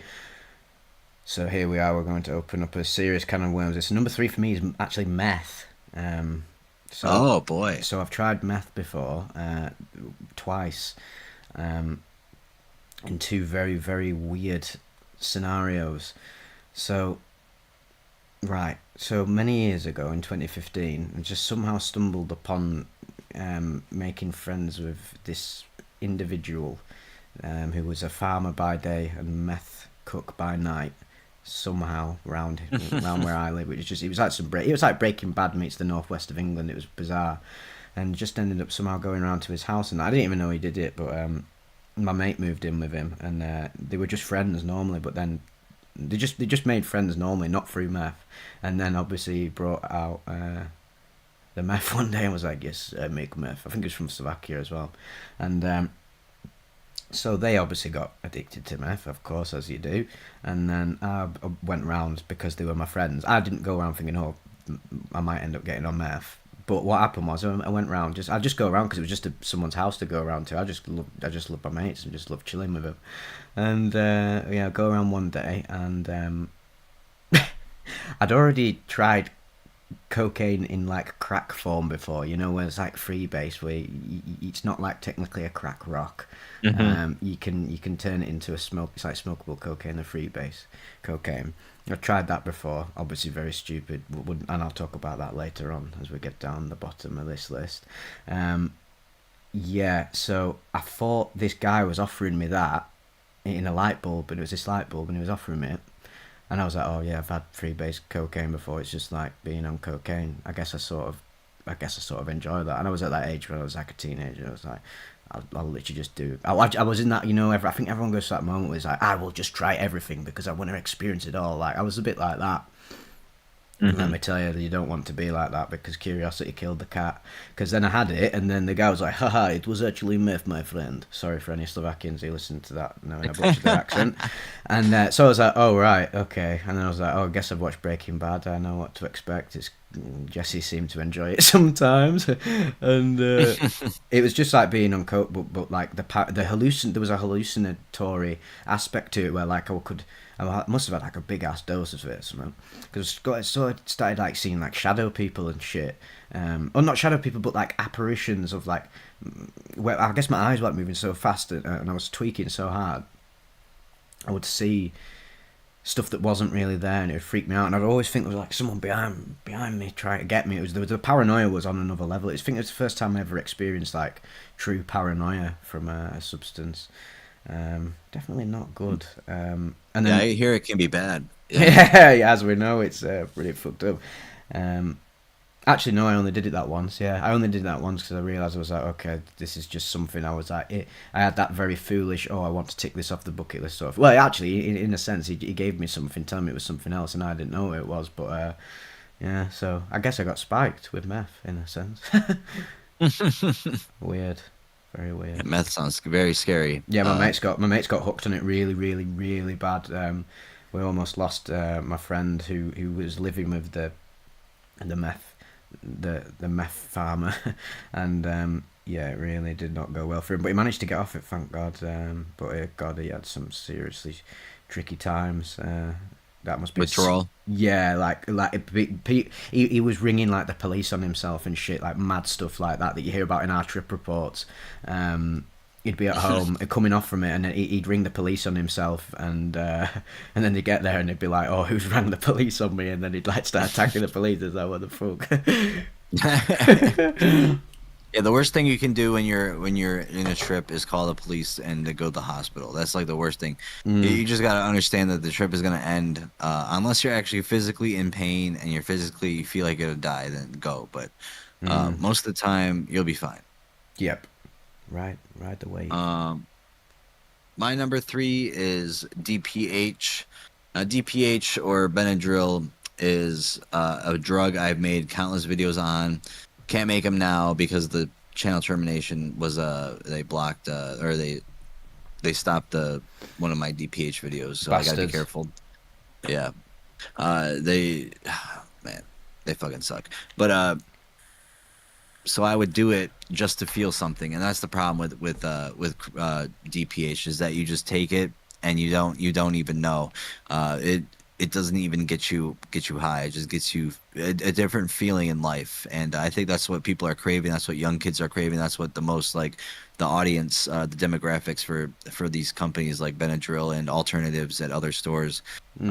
These kids are buying it, and they're doing like 700 900 milligrams a night, and that is so bad for your brain, dude. Your acetylcholine is going to disappear by the time it's ready to become like ready for you when you're old. Like you're not going to live past the age of 20 if you keep doing it as a young kid.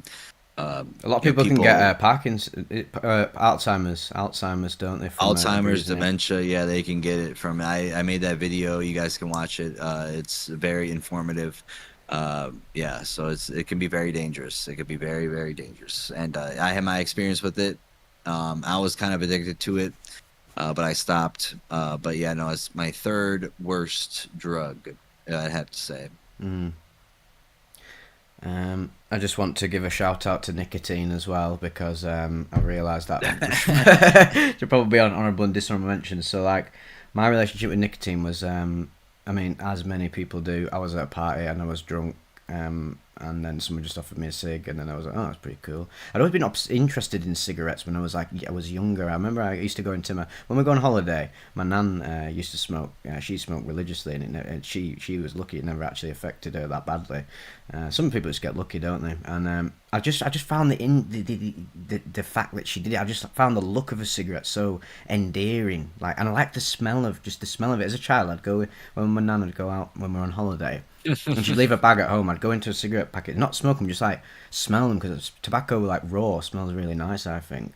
And then skip 10, 11 years down the line, go to a party and I smoke a cig, and I'm like, oh, that's pretty nice, I guess. But that was the only time I really felt nicotine. Like when I have a puff on this, I don't actually feel like any nicotine or anything. I don't have a nicky rush or any actual effect. No? No, absolutely not at all. Like I think the reason I just do these vapes is because, well, obviously there is obviously nicotine circling through my brain, and then there obviously is some addiction thing going on.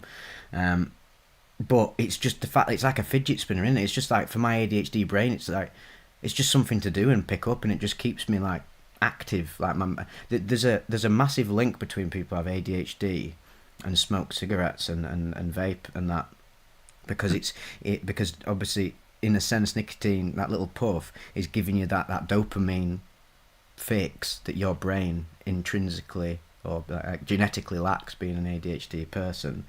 But so I don't know. It's a dishonourable mention, because to be honest, I would like to not actually do it. When I go to Japan and that, I'm going on some serious healing journey. Me, no vapes, no ketamine, just sushi and miso soup. Sushi and voiceover work, right? Yeah, that's the one. We're going on a mission. But getting to the number two, this is where we're getting into evil territory now. Very evil. This is where it's like, whoa, this is the hell on earth. Yeah, so synthetic cannabis is my second least favourite substance. Spice, K2, Cherry Bomb, right. All them weird brands. I've talked about it many times. I won't go into it here if you want to have the full The TLDR version here is basically I took it at this festival called Kendall Calling. I just went and sat down with someone. This me and my two mates sat down with this couple, and they looked like stoners, and they were smoking a joint, and then it was all going really well. We were having a good time with them, and then they gave me it, and then all three of us went crazy off this weed, which I will now, and it didn't taste like weed, so I assume it was synthetic cannabis, and it felt. And when I got back from the festival and looked up all the effects and the withdrawals, I like lost my memory for a week. I was like pissing the bed and doing all this like mad stuff. I felt like I'd been lobotomized. It was the first time I'd ever gone insane. Out of the many times I've gone insane, that was the first time I'd truly gone insane. Damn. I felt like I was in like one flew over the cuckoo's nest or something, like they were taking me off to lobotomise me, but the people were just trying to get me to the welfare tent and help me out. And I just thought every single person wanted to kill me. I was hallucinating like mad. I was seeing double of everyone. People would hand me water and I'd be like, oh, that's got poison in it. And if you want to hear more about it, look up my video, My Very Worst Festival Experience, or something like that, if you want to find out more. But I think we all know that synthetic cannabis, if you've seen any of them Vice documentaries on the spice epidemic in the UK, it possibly one of the most fucked up drugs of all time. Yeah, no, I agree. That's fucked up, and you didn't even know, right? No, I thought it was literally just a joint, and then obviously it worked for them two people. It was really weird. It's really weird. They looked like proper hippie stoners. You think, oh yeah, of course they're gonna be fucking blazing a bit of the reefer, mate. And and then yeah, apparently not. So went crazy. Hmm. And physically sick as well. Physically sick as well. That's the thing. It wasn't just mental. Like physically, that's so bad for your body. Like really not good. Um, my number two is oh, it's ketamine. I do not like ketamine. I think ketamine is not fun. When I did the 80 milligrams, I didn't really feel anything, and then I did the 100. I snorted it, and I just my whole body started shaking. My I was started sweating everywhere. My heart started beating really fast, and I was just thinking of death the whole time. Like I'm gonna die. I'm gonna die. I'm gonna die. And I Mm, just thought everything was just gonna end. And before that, I didn't really care about anything. But at that point, I cared for some reason. Uh, that's very interesting. yeah, no, it was terrifying. Well, how did you do it? Did you dose it out into like little lines, or did you just literally just pour out and just be like, right, let's just see what it's saying. I poured it out in like lines, and I did it separately, 100 milligrams. I just poured it all out, and I cut it up with my credit card, and yeah. So, Can definitely uh, happen. Yeah, it can. I've had those exact experiences on Ket where the impending sense of doom really lurks over your experience, and you really. I mean, I've talked many times about our broken reality on ketamine, but on a level though, yeah, even like let's say the 100 milligrams of Ket your first time, especially if it's pure grade, which I hear the American cat is super intense. A lot of people have I'm told me, sure I got pure grade for sure. I think. and I think a lot of the cat in the UK is probably not pure. It's bashed with loads of shit, and sometimes it's not. It's just MSG. Sometimes it's some cat derivatives. When it's actual pure, literal cat, and when you know it is, you really do know it is when you're a ketamine connoisseur. Yeah. I'm not surprised it went like that for you, to be fair. But it's a shame it did, because when you have that experience, it's like you have got the fear. The fear is drilled in, isn't it? And it's like we're going to be very hard to go back to that, or if Yeah. ever, probably not worth it. Yeah, no, I would never do it again. I don't think it's how it's did not how did it something I compare enjoy. to DXM? Ooh, the DXM was a lot more fun. Yeah. I got to. They're both dissociatives. But the DXM lasted longer. DXM is just. I did the Robo tabs. I did 300 milligrams, and I was enjoying the music that I was playing, and watching the shows and stuff. And I actually got to sleep at like 12 o'clock that night, which is surprising.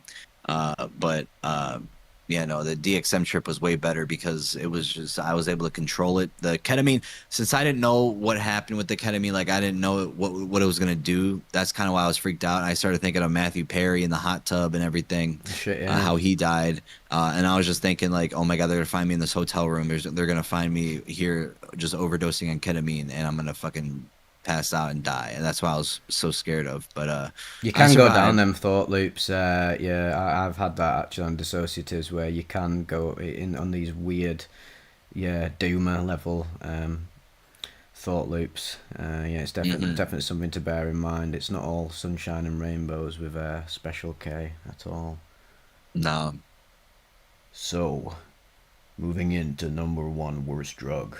Uh, so worst drug of all time for me is definitely cocaine. I fucking hate it so much. Absolutely hate it. Like like Steve-O made a really great comment one time. It's always stuck with me. It's like, I did cocaine like so many times, but honestly can say that I've never actually enjoyed it any of the times I did it. And I was like, how? It's like so true. That's Like pretty good. I don't even think I actually ever have enjoyed it in like maybe I've got like a little like a little glimpse of like euphoria, like the proper charged like dopamine surgic feeling, and I was like, yes, that is like on an objective level of like pleasure, on a pleasure scale, like yes, that feels good, but everything else to do with it is just so bad. Like no matter you might have that nice experience like just like for a few like an hour or 40 minutes of it, and then there's just no way you can be satisfied with that. You just keep doing it, keep doing it, keep doing it, and the longer you do it, the more you do it, the longer you're going to be up, the worse you're going to feel, the more paranoid you're going to become. And then it gives the reason I hate it so much is because I think I hate it even more because I see people do it and enjoy it, especially in the UK. We're obsessed with drinking and sniffing coke. Like it's literally our fucking bread and butter. It's like the fish and chips of like mind alteration. Like we literally, it's just everyone's on it, and I see people enjoy it and they get that classic effect, and then they can go to bed at the end of the night and actually not get paranoid, and they're just like classically tuned in, as we'd say. And then I do it, and I'm just like, I literally can't speak. I'm just completely constricting. I'm like, yeah, mate, yeah, that sound. And like, I'm really trying hard to speak. And I can't get my words out. And also being like super ADHD or whatever the hell I am, it just does not work with my brain. It's like I've already got some weird dopamine problem anyway. So doing this thing that like overloads my dopamine receptors clearly is not good for my brain. And I can genuinely say 90% of the times I've done it, it's been hell coming back home when I'm like literally just like jaws locked and like I can't speak. My eyes are massive, and the worst thing about it, like this is where like the worst drug experiences of all time have been on cocaine, when I just get to bed and I know I can't sleep, but I'm so stimulated that nothing scratches the itch. Like I lose my interest in everything. So like I'm just sat there looking at the wall, waiting to just like come down because I can't watch a video, I can't read, I can't listen to music, I can't get to sleep. So I'm just sat there, just like waiting for it to wear off and thinking, why the hell have I done this? And that's happened so many times. Even though I know I don't like it, somehow I just end up getting drawn into it. But definitely never doing that again. Can't be arsed. Fucking load of shit. And also drinking with it is super bad as well. Like Oh yeah. cocaffeine is very real. Cocaffeine, yes, it's that substance that forms in your liver from drinking and sniffing coke, and that actually makes it feel a bit better because this is the thing. What's so bad about coke is like having it by itself, like raw dogging it, just having beak. We call it beak. Like you're just having beak by itself is horrible. But if you have a few drinks, they sort of like balance each other out and gives you like that euphoria, and maybe even like the drink will get you to bed as well. But it's like you're having to do two drugs at once to get this feeling. It's like this is just a recipe for disaster. It's a fucking hellish drug, and all the stuff involving cocaine, like the gang level stuff, the way it's made in Colombia and stuff. It's just, it really is. It really is the ego's drug, I believe. Yeah. It's the ego drug, isn't it? Like it's synonymous with like American Psycho, and then the Wall Street sort of heads, and like the elite, and not even because it's a rich man's drug, because I mean people in council estates in the UK like who can't even afford like a packet of crisps can afford cocaine on the weekend.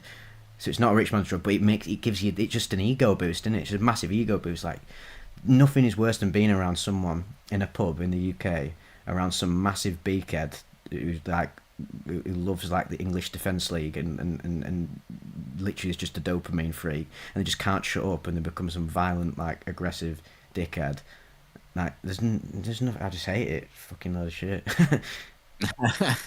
I mean, you put it into good words there. I think cocaine, people love to do cocaine, and it just surprised me how many people. Because like you said, I don't. There's like nothing I gain from it. Like it's just nothing. Yes. So like I don't know, man. They I think for some But people it does work. Like, I will be honest, like, I guess I know for some people it works. It does work better for, and I can see why they enjoy it. Like I can see why someone enjoys like alcohol, like enjoys drinking alcohol like regularly if it makes them feel good or whatever. Like, but yeah, it's a slippery slope. yeah. Hmm. Um, my number one is kratom. Now, I Mm. just did a video on the kratom withdrawal. You guys can watch it. I'm not gonna go into detail with it here, but I did do around 60 grams a day for the past couple months, and then plus just like whatever I was doing the past years, like 2 to 3 years, on kratom. And yeah, I have terrible withdrawals. I went to the hospital, and I got prescribed new medications for it.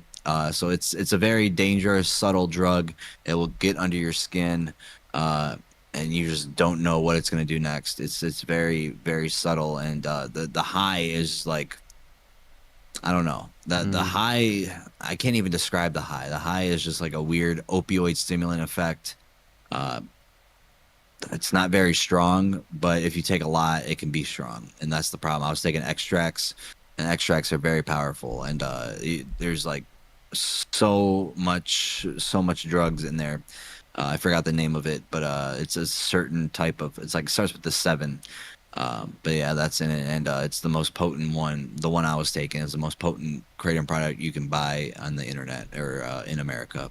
Mm. Uh, yeah, so it's very dangerous. It comes on out of nowhere, and the addiction is real. So, fuck kratom. It's my least favorite substance now. It would probably be my favorite substance if I didn't get addicted. That's I've got my own personal Mm, one for that as well. Yeah, but I've actually taken Kratom before. We were talking about it a few years ago, weren't we? I remember I told you I got them from that from yeah. that site, and yeah, it is just a load of nothingness, to be honest. Unless I had like quite a bit, and then it gave me that weird like opioid, like it's sort of like fuzzy feeling. But then I like felt horrible. I was like, I had like some type of kratom, and I felt like overly stimulated, and I felt like I was like buzzing, and it felt like a bit of like electrical. It was very uncomfortable. Mm.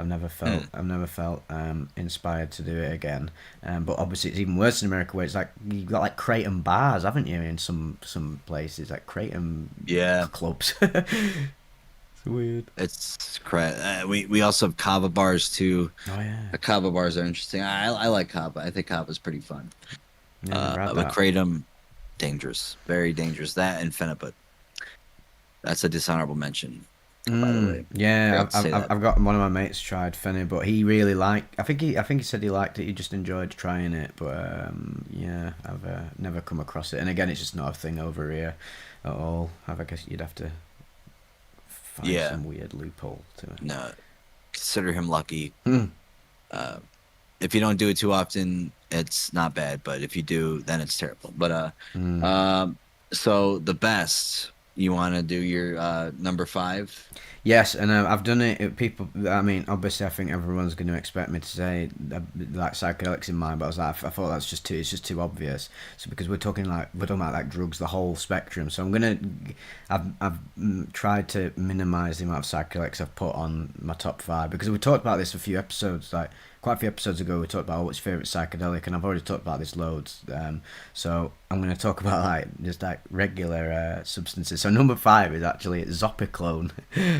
Which is it's a sleeping. Not I'm not saying I mean I have smashed quite a few Zopiclones in my time, but the reason I love it so much is because I'm literally an insomniac. So the fact that that gets me to sleep is like chef's kiss. It's beautiful. It just relaxes me, and it actually, yeah, and I can take it, and then with as soon as it kicks in, I'm ready to go to sleep.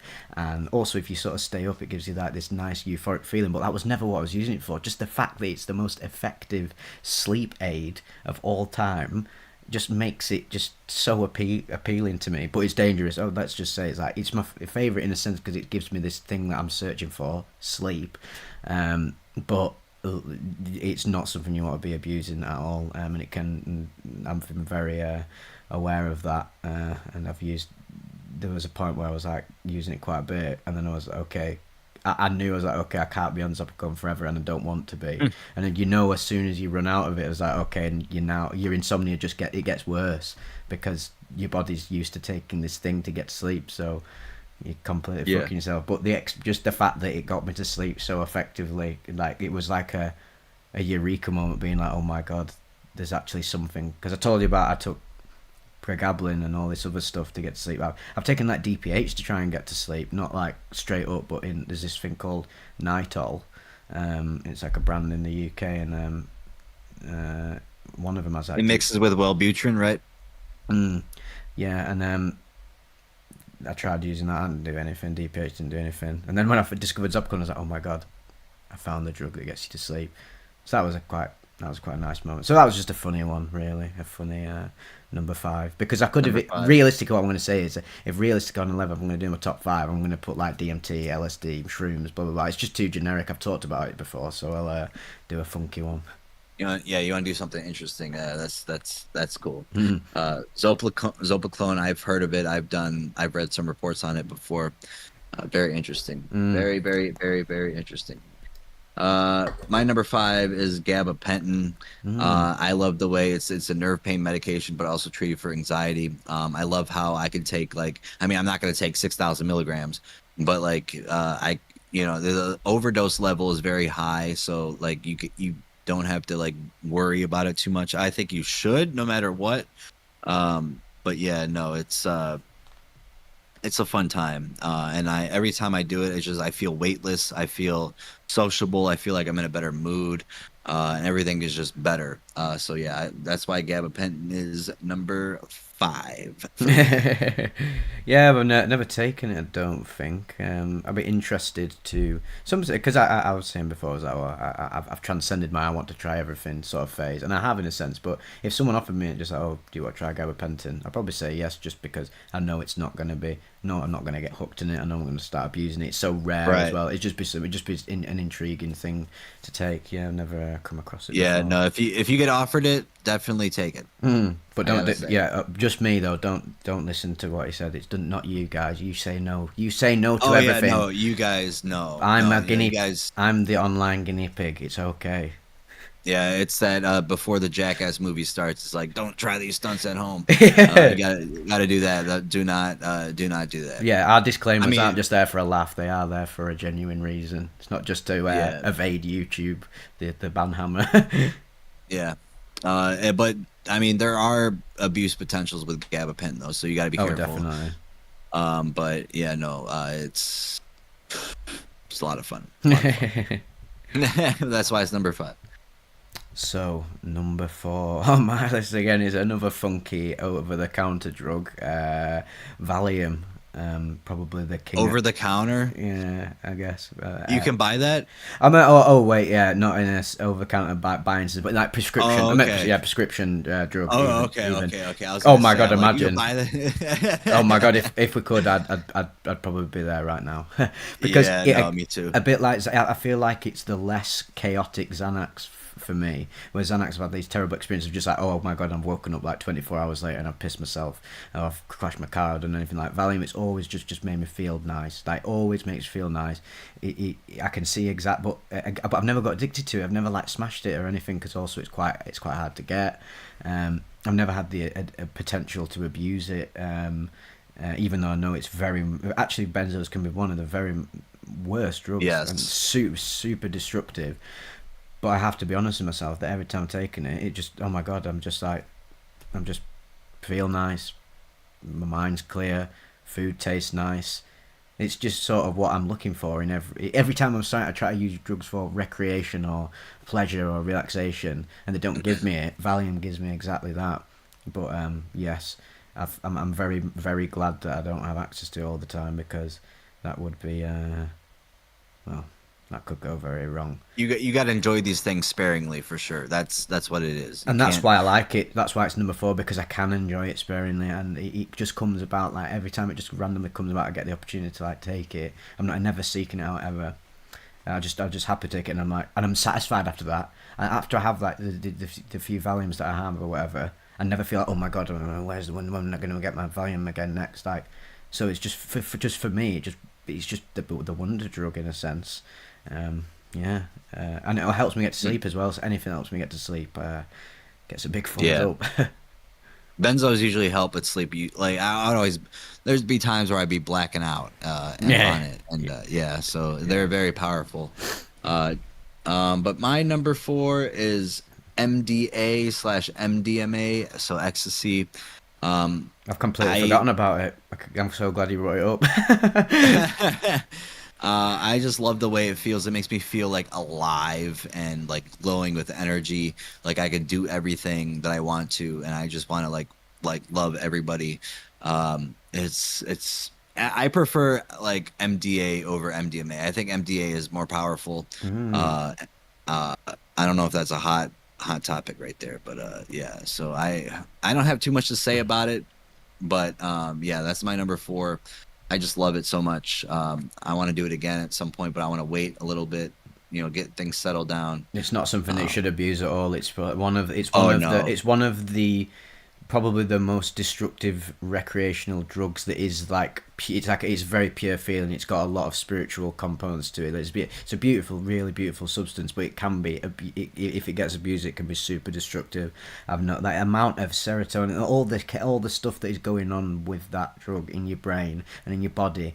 If you do that on the regular, it can probably be probably one of the most fucked up negative drugs. But if you use it sparingly, definitely one of the most. It really just reminds you. Yeah. It just reminds me of the beauty of connection and love, and also just the feeling. But it's not like a the feeling of like taking heroin or something where it's like it's like the greatest feeling ever. It's better than sex, blah blah blah, or whatever. But like there's something just a bit, and I don't even me saying the word dirty is not a projection that people use heroin at all, but there is definitely it's synonymous with being dirty, and it's like a dirty feeling of pleasure almost, like it's too much pleasure. But and the MDMA is super pleasurable, but there's like this trippy component to it where it's like a bit magic. It's like magic. It's magical, isn't it? It's a really magical feeling, and Yeah. it's inspired me to put. Is that I'm going to put that as my number three? To be fair, because I completely forgot about it. I completely forgot about it, and it's just that is possibly the most important substance I've ever taken in my whole life because for years, for 17 years or 17 years of my life, 16, 17 years, I was literally just was like, yeah, I was just like I was a classic like 4chan Reddit incel or whatever, who just lived and played video games and watched anime and all that, and I still sort of do. But then as soon as I was having this conversation with my mate who I went to school with other day, who's into all this stuff that I am, is the only other person who in my year from school is into all that, and we're talking about what was we were reflecting on our lives in the moment when I realised I like drum and bass music, I like raves, I like people, I'm more extroverted than I thought I was, and it was the moment I took my first ecstasy pill at a rave, and because I went from being closed in to open, and it just changed everything, and it's the reason I am the person I'm today. It was crazy to experience that altered state of mind, and also just that feeling of love, where especially as being like I'm a nerdy incel, all the girls hate me and everyone's a fucking normie or whatever, like going from being that like toxic ego mind to then being like, oh my god, everyone's actually sound and I'm actually alright as well, is just, that's life changing, isn't it? But my original number three was 4-ACO DMT, just because I don't think I Ah.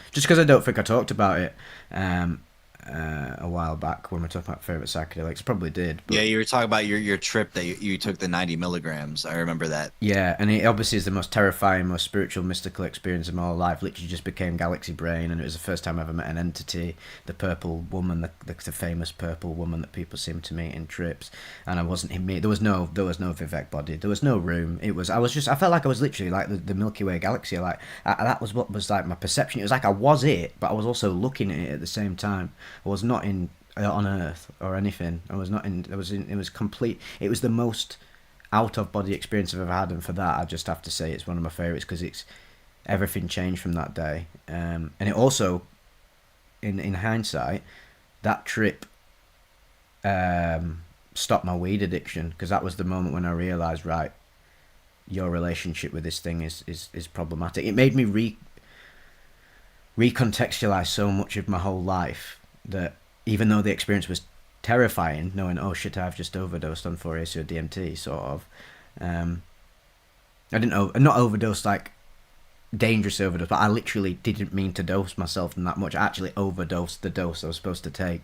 So yeah, I guess it is an overdose. I don't even know what I'm on about anymore. But basically, for ACO DMT is pretty good, man. Yeah. I still need to try it. It would be fun. Well, I don't know. Maybe I did try it in these gummies that I got. I don't know if there was actual 4-ACO DMT. I wish I could test it and see. But It's nothing like yeah, shrooms for me. Loads of people say it's like synthetic shrooms. It yeah, was absolutely nothing. I've only ever taken it like 2 or 3 times. It's nothing like shrooms for me at yeah. all. When I took it, it felt like a little bit like it was like a LSD kind of thing, a little bit like just I don't know. I don't see. I don't know what it was though, so I can't really speak on it. But It yeah. felt So crazier and more. Um, yeah, mushrooms definitely have this sort of like the magical, like mystical, like mythological feel to it. The aura of mushrooms and all my trips, and Horatio DMT was just it was like it felt alien. That's what it felt like. It felt like an alien. It felt like an alien substance that the aliens have projected onto Earth, thrown into the Earth, made people thrown this research chemical onto Earth, and then I end up taking it, and it was the closest I've ever been. Like, is this what an alien hive mind feels like, where everything's just so interconnected? Like, it just made me realize I was like, oh my god, there's so much more than just this human consciousness, isn't there? yeah, no. I want to try it so bad. Yeah, I think you I like there it. I could probably get it. I know I can. It's So waiting for you. my yeah, it's calling my name, I think. My number three, this is a funny one, is alcohol. Yeah. Um, a lot of I love to shit on alcohol. I when I read alcoholism stories, I get very sad. I think it's very depressing when people have to like just drink and drink and they don't do it. They shake or they just have terrible withdrawals. But just having a couple beers a night every couple days, I don't think is bad. Nah. That's why I love it. That's why I love drinking my Miller High Lifes, my Shandon. I've been drinking a lot recently. It's a sparkling wine, uh, and yeah, no, alcohol is definitely. It's It's pretty good. it's made me feel terrible, but there's been a lot of times where it's made me feel amazing. So it kind of Well, evens out. It's kind of it almost like a gambling. jeopardized our podcast with Meta Angel, didn't it? Yeah.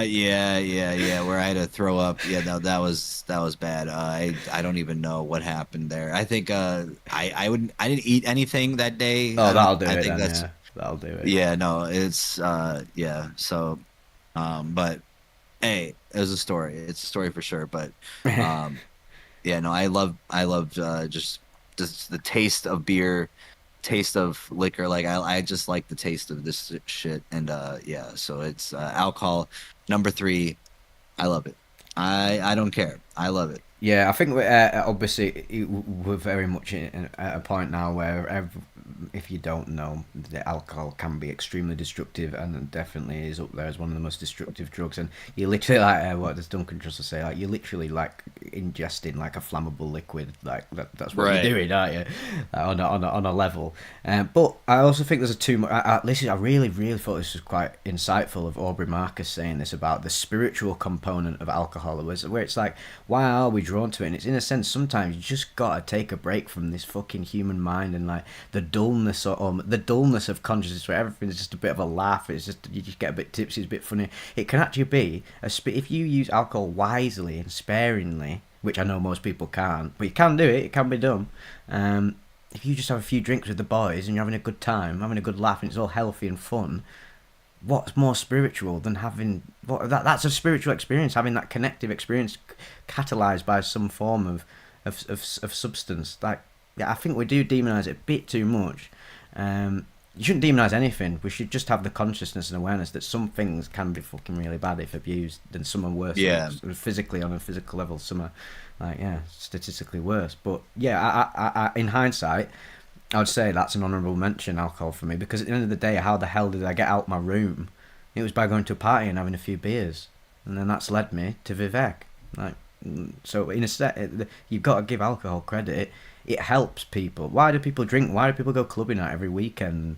And it lowers your inhibitions. And like, I bet a lot of fucking babies were born through alcohol. Like, serious amounts. Like, Yeah. Right. some guy don't know how to talk to girls, and like, And it's like, oh, and then the girl's like a bit too shy or whatever, and then both get a bit pissed, and then before you know it, they're shacking up, and then, oh, we like each other, let's have a baby. And like, in a sense, the alcohol created that. Like, it's still got a bit of a positive. It's still, there's some positivity that can be had with it, but on a level though, don't be drinking too much, boys and girls, because No, it's don't. not going to end very well. So that was number 2, yeah. That was number 2. Yeah, well, that was number 3. Oh, number 3. Okay, I'm on number 2. So now we're on number 2. Here now we we're go. on number 2. So you can go for your number 2. So here he is, everyone's favourite. So I put ketamine. Ketamine at number 2 because I bet everyone thought I was going to put it number 1. Because I mean I literally cannot put let's on an objective level. I cannot put this substance that has destroyed like my life for the past 2 years, in a sense. I can't really put that as number 1 because for a long time it was number 1, and then when I got addicted to it and started abusing it and misusing this beautiful, like what I think is a very beautiful tool for exploring consciousness, and also on a level, it's the only, other than MDMA and Valium, yeah, other than them 3, it's the only other like drug recreationally that makes me feel like good used to make me feel good all the time. It was just, it completely worked with my brain. I remember when I first saw it, it was like, this is it. This is what you were thinking of back in the day when you were a young kid. Like, why do people take drugs? Or like, oh, it must be some pleasure. Like, they must want to feel good. It's like, oh, I tried all these other things. Cocaine makes me feel horrible. Or this, that, and then cannabis. Oh, that made me feel weird one time. But then it was just like, I think it just like the fact that it's just the dissociation of just like lack of thought, like complete lack of thought. And I've been thinking like so much my whole life, and then that's what's interesting, because it can make you think too much if it goes wrong, but then if it goes right, it's just like zonk. And I'm just like, the immersion enhancement on ketamine is insane. Like the amount of like films and TV shows I've watched in that state, and just like having been absorbed, where like there is no me, I literally become the screen, and like the whole screen becomes my vision, and you literally feel like you are the characters and you're in their world, and it's so alien, it's so weird, and unfortunately it's so damn good, and like that's why I can't stop doing it, because clearly the bane of my life is thought. I cannot escape thoughts, and that is the one thing that I've managed to find that stops it. And the reason I got addicted to it is because obviously I've said I had a very traumatic breakup in 2022, and then I mean I'm very much over it now. But the problem was I fell out of love with one thing and fell in love with cat, because it really it was the perfect thing to fill the void. And it wasn't like drinking your sorrows, it was like it gave me everything, like the mystical feeling that I love through psychedelics, the pleasurable like euphoria of say like MDMA, the habitual sort of like use of it, like making the lines, like how you'd make a joint. Like it was just the ultimate package to make me get hooked on it. But I used it very, very wisely for many, many, many years, and it was, I had a great relationship with it. So, but now that I don't, it can't be number 1. But yes, I will always love Mr. K. Deep down, I won't love my Mr. K, the Kratom. Oh yeah, we both got a Mr. K.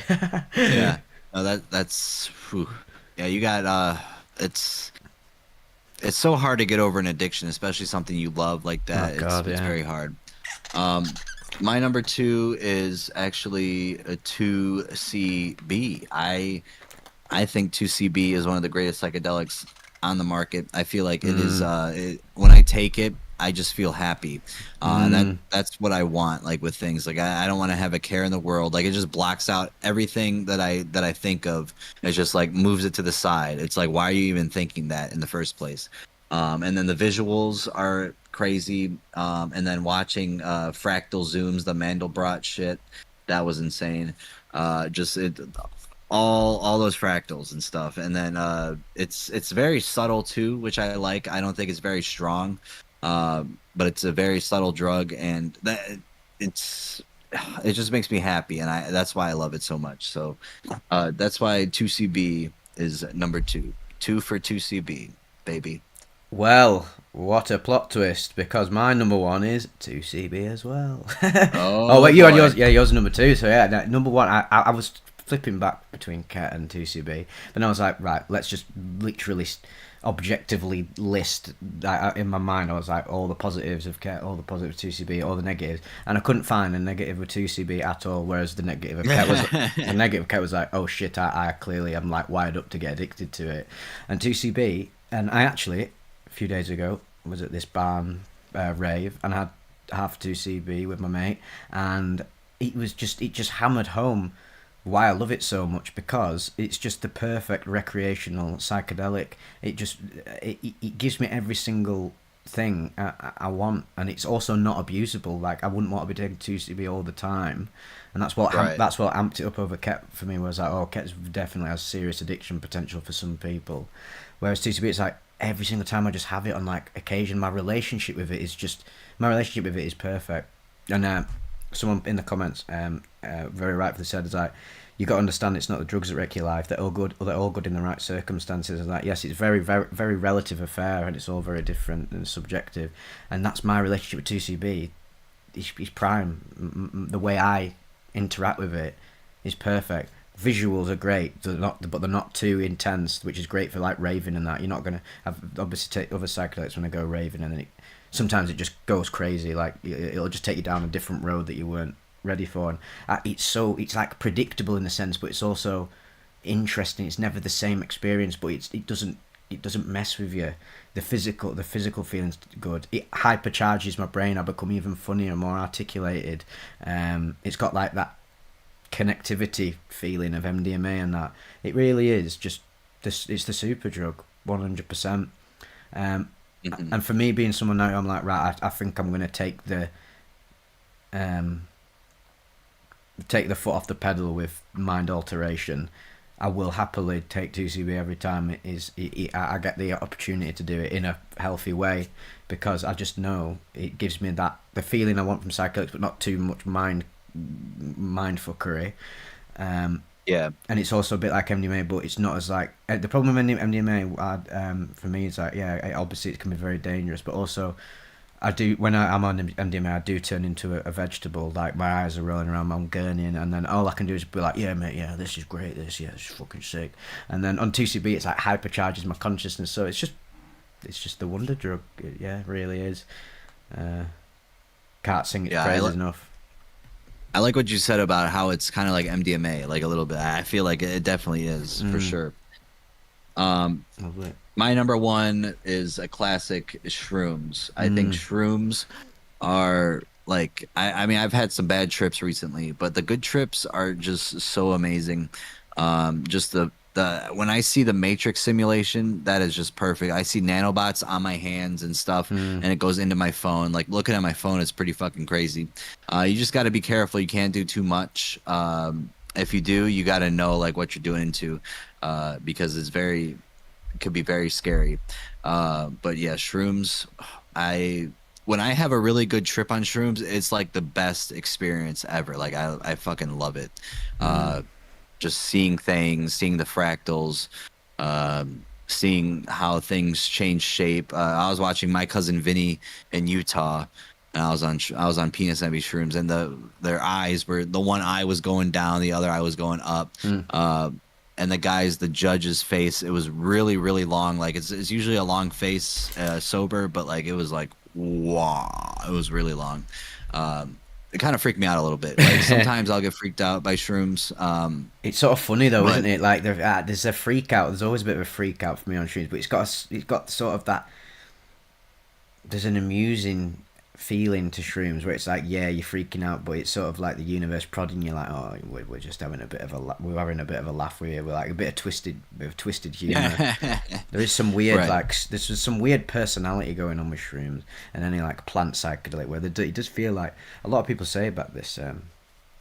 Whenever I talk to him, I was talking to him the other day. Loka was talking about the spirit of like certain plants and like the personality behind them. So there's like a personality to shrooms and salvia and that. And whereas like the synthetic psychedelics, do feel very much like this is a trip, this is the experience. It's very mechanical, very computerized, technological. Whereas you take shrooms and there's this weird sort of like, yeah, this jokey, freaky element, but it's fun. Shrooms are very fun, and I like Mm. how they're all natural. That's a good thing. And they're very safe in my opinion. I think that like since they only last a couple hours and they're natural, like not every natural plant is safe. Like Datura, of course, worst plant you could take. But like it's it it's just safe all around for me. I feel like, and then when you have bad, I was saying this in the last podcast or whatever it was.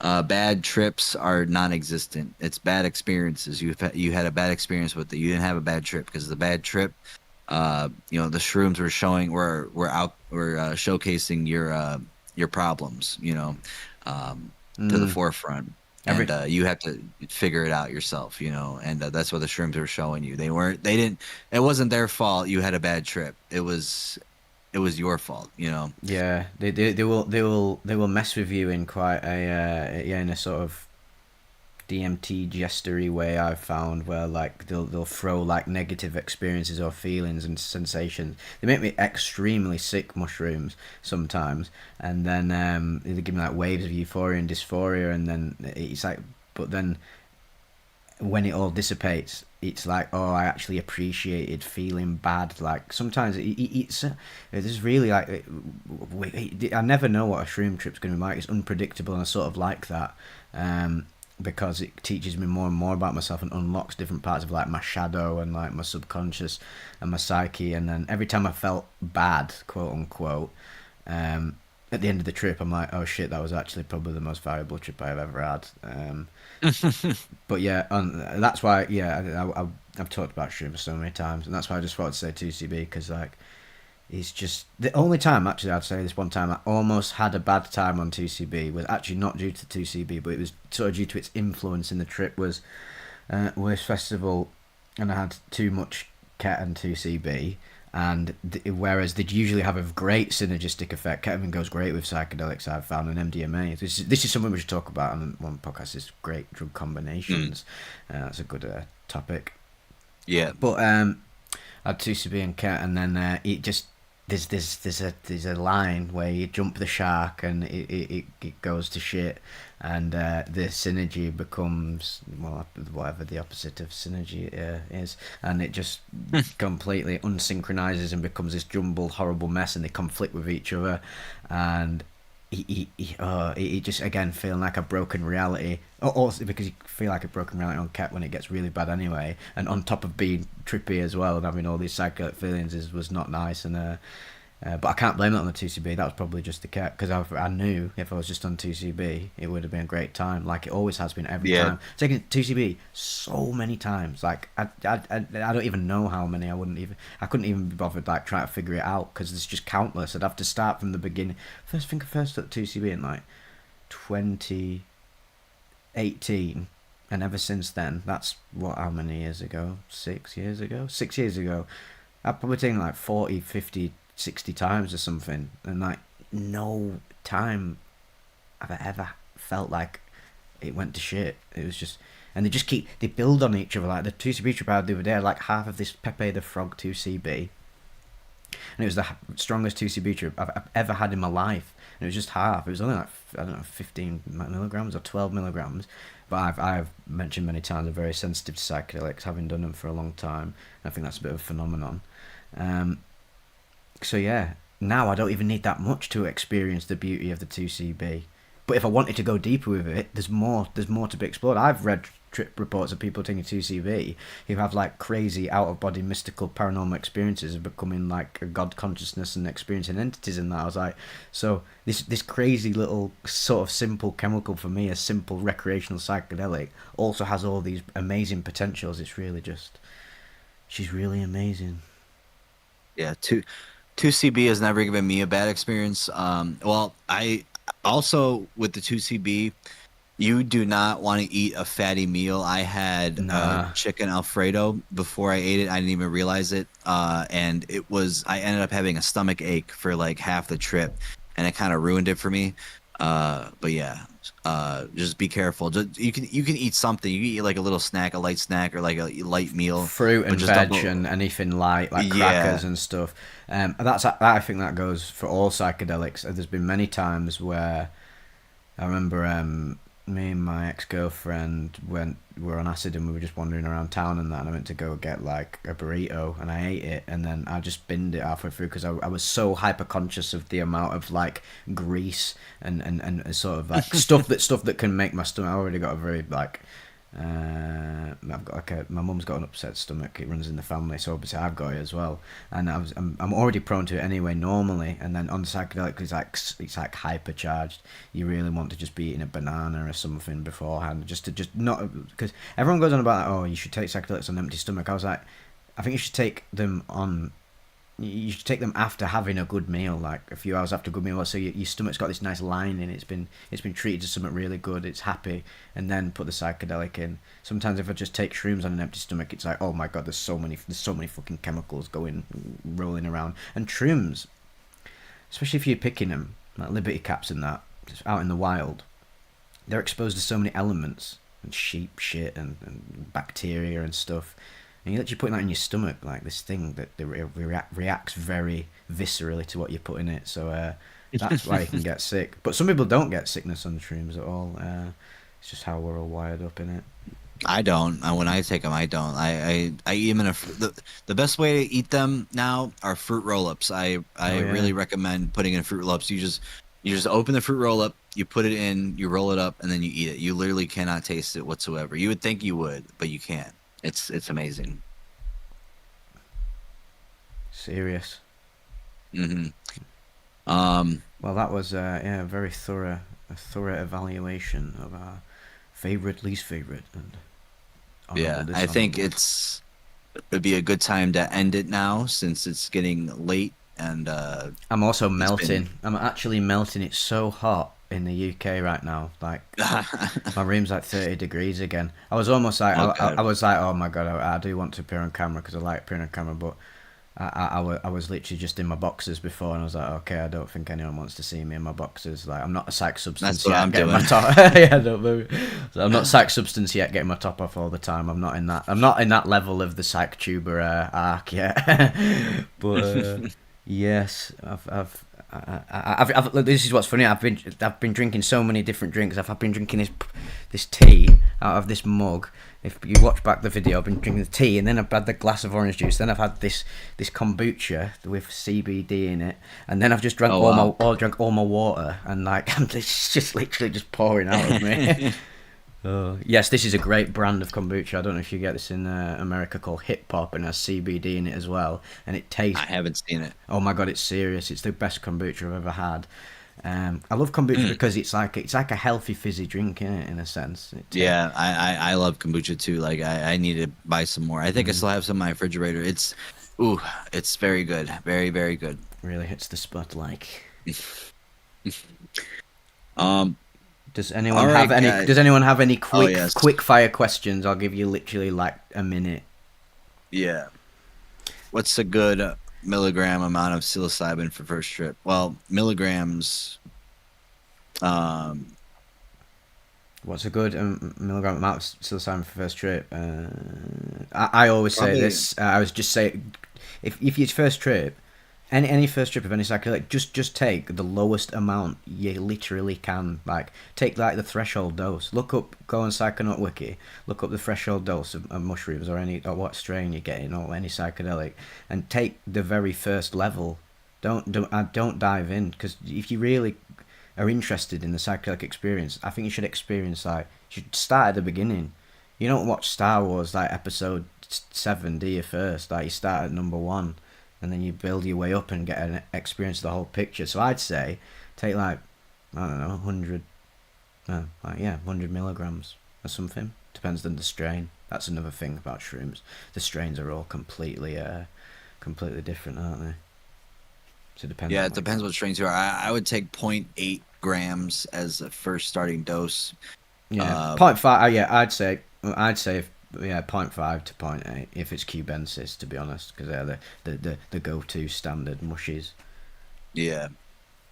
I just wanted to reply to Flortos, who put, I watched Serial Experiments Lane, my first LSD experience, and Lane showed up all over everything, closed eyes and open, this crazy awesome part, one of my favourite LSD experiences.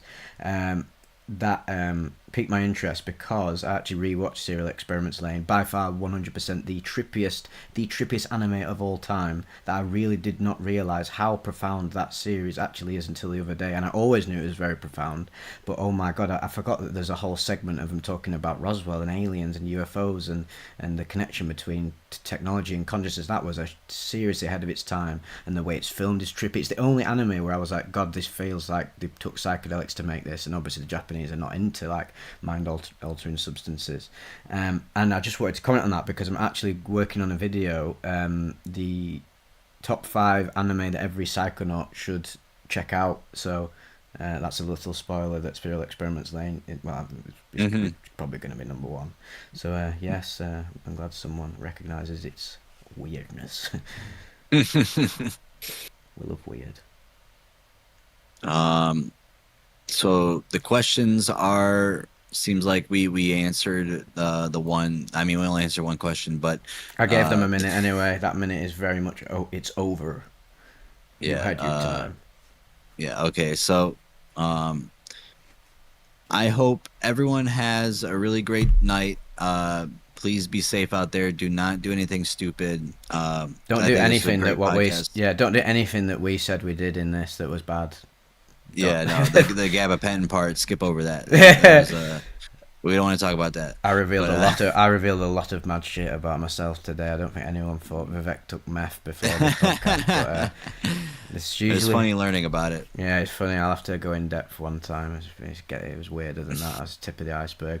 But yes, thank you for joining us. Good to be back on the Trip Sinners podcast, and we'll probably get a guest on next time. I'll be back on the Trip Keepers channel. Don't forget to check us out on the social medias and that if you want more insight into our personal shenanigans, because I tell you what, you get up to some shenanigans, me and him, like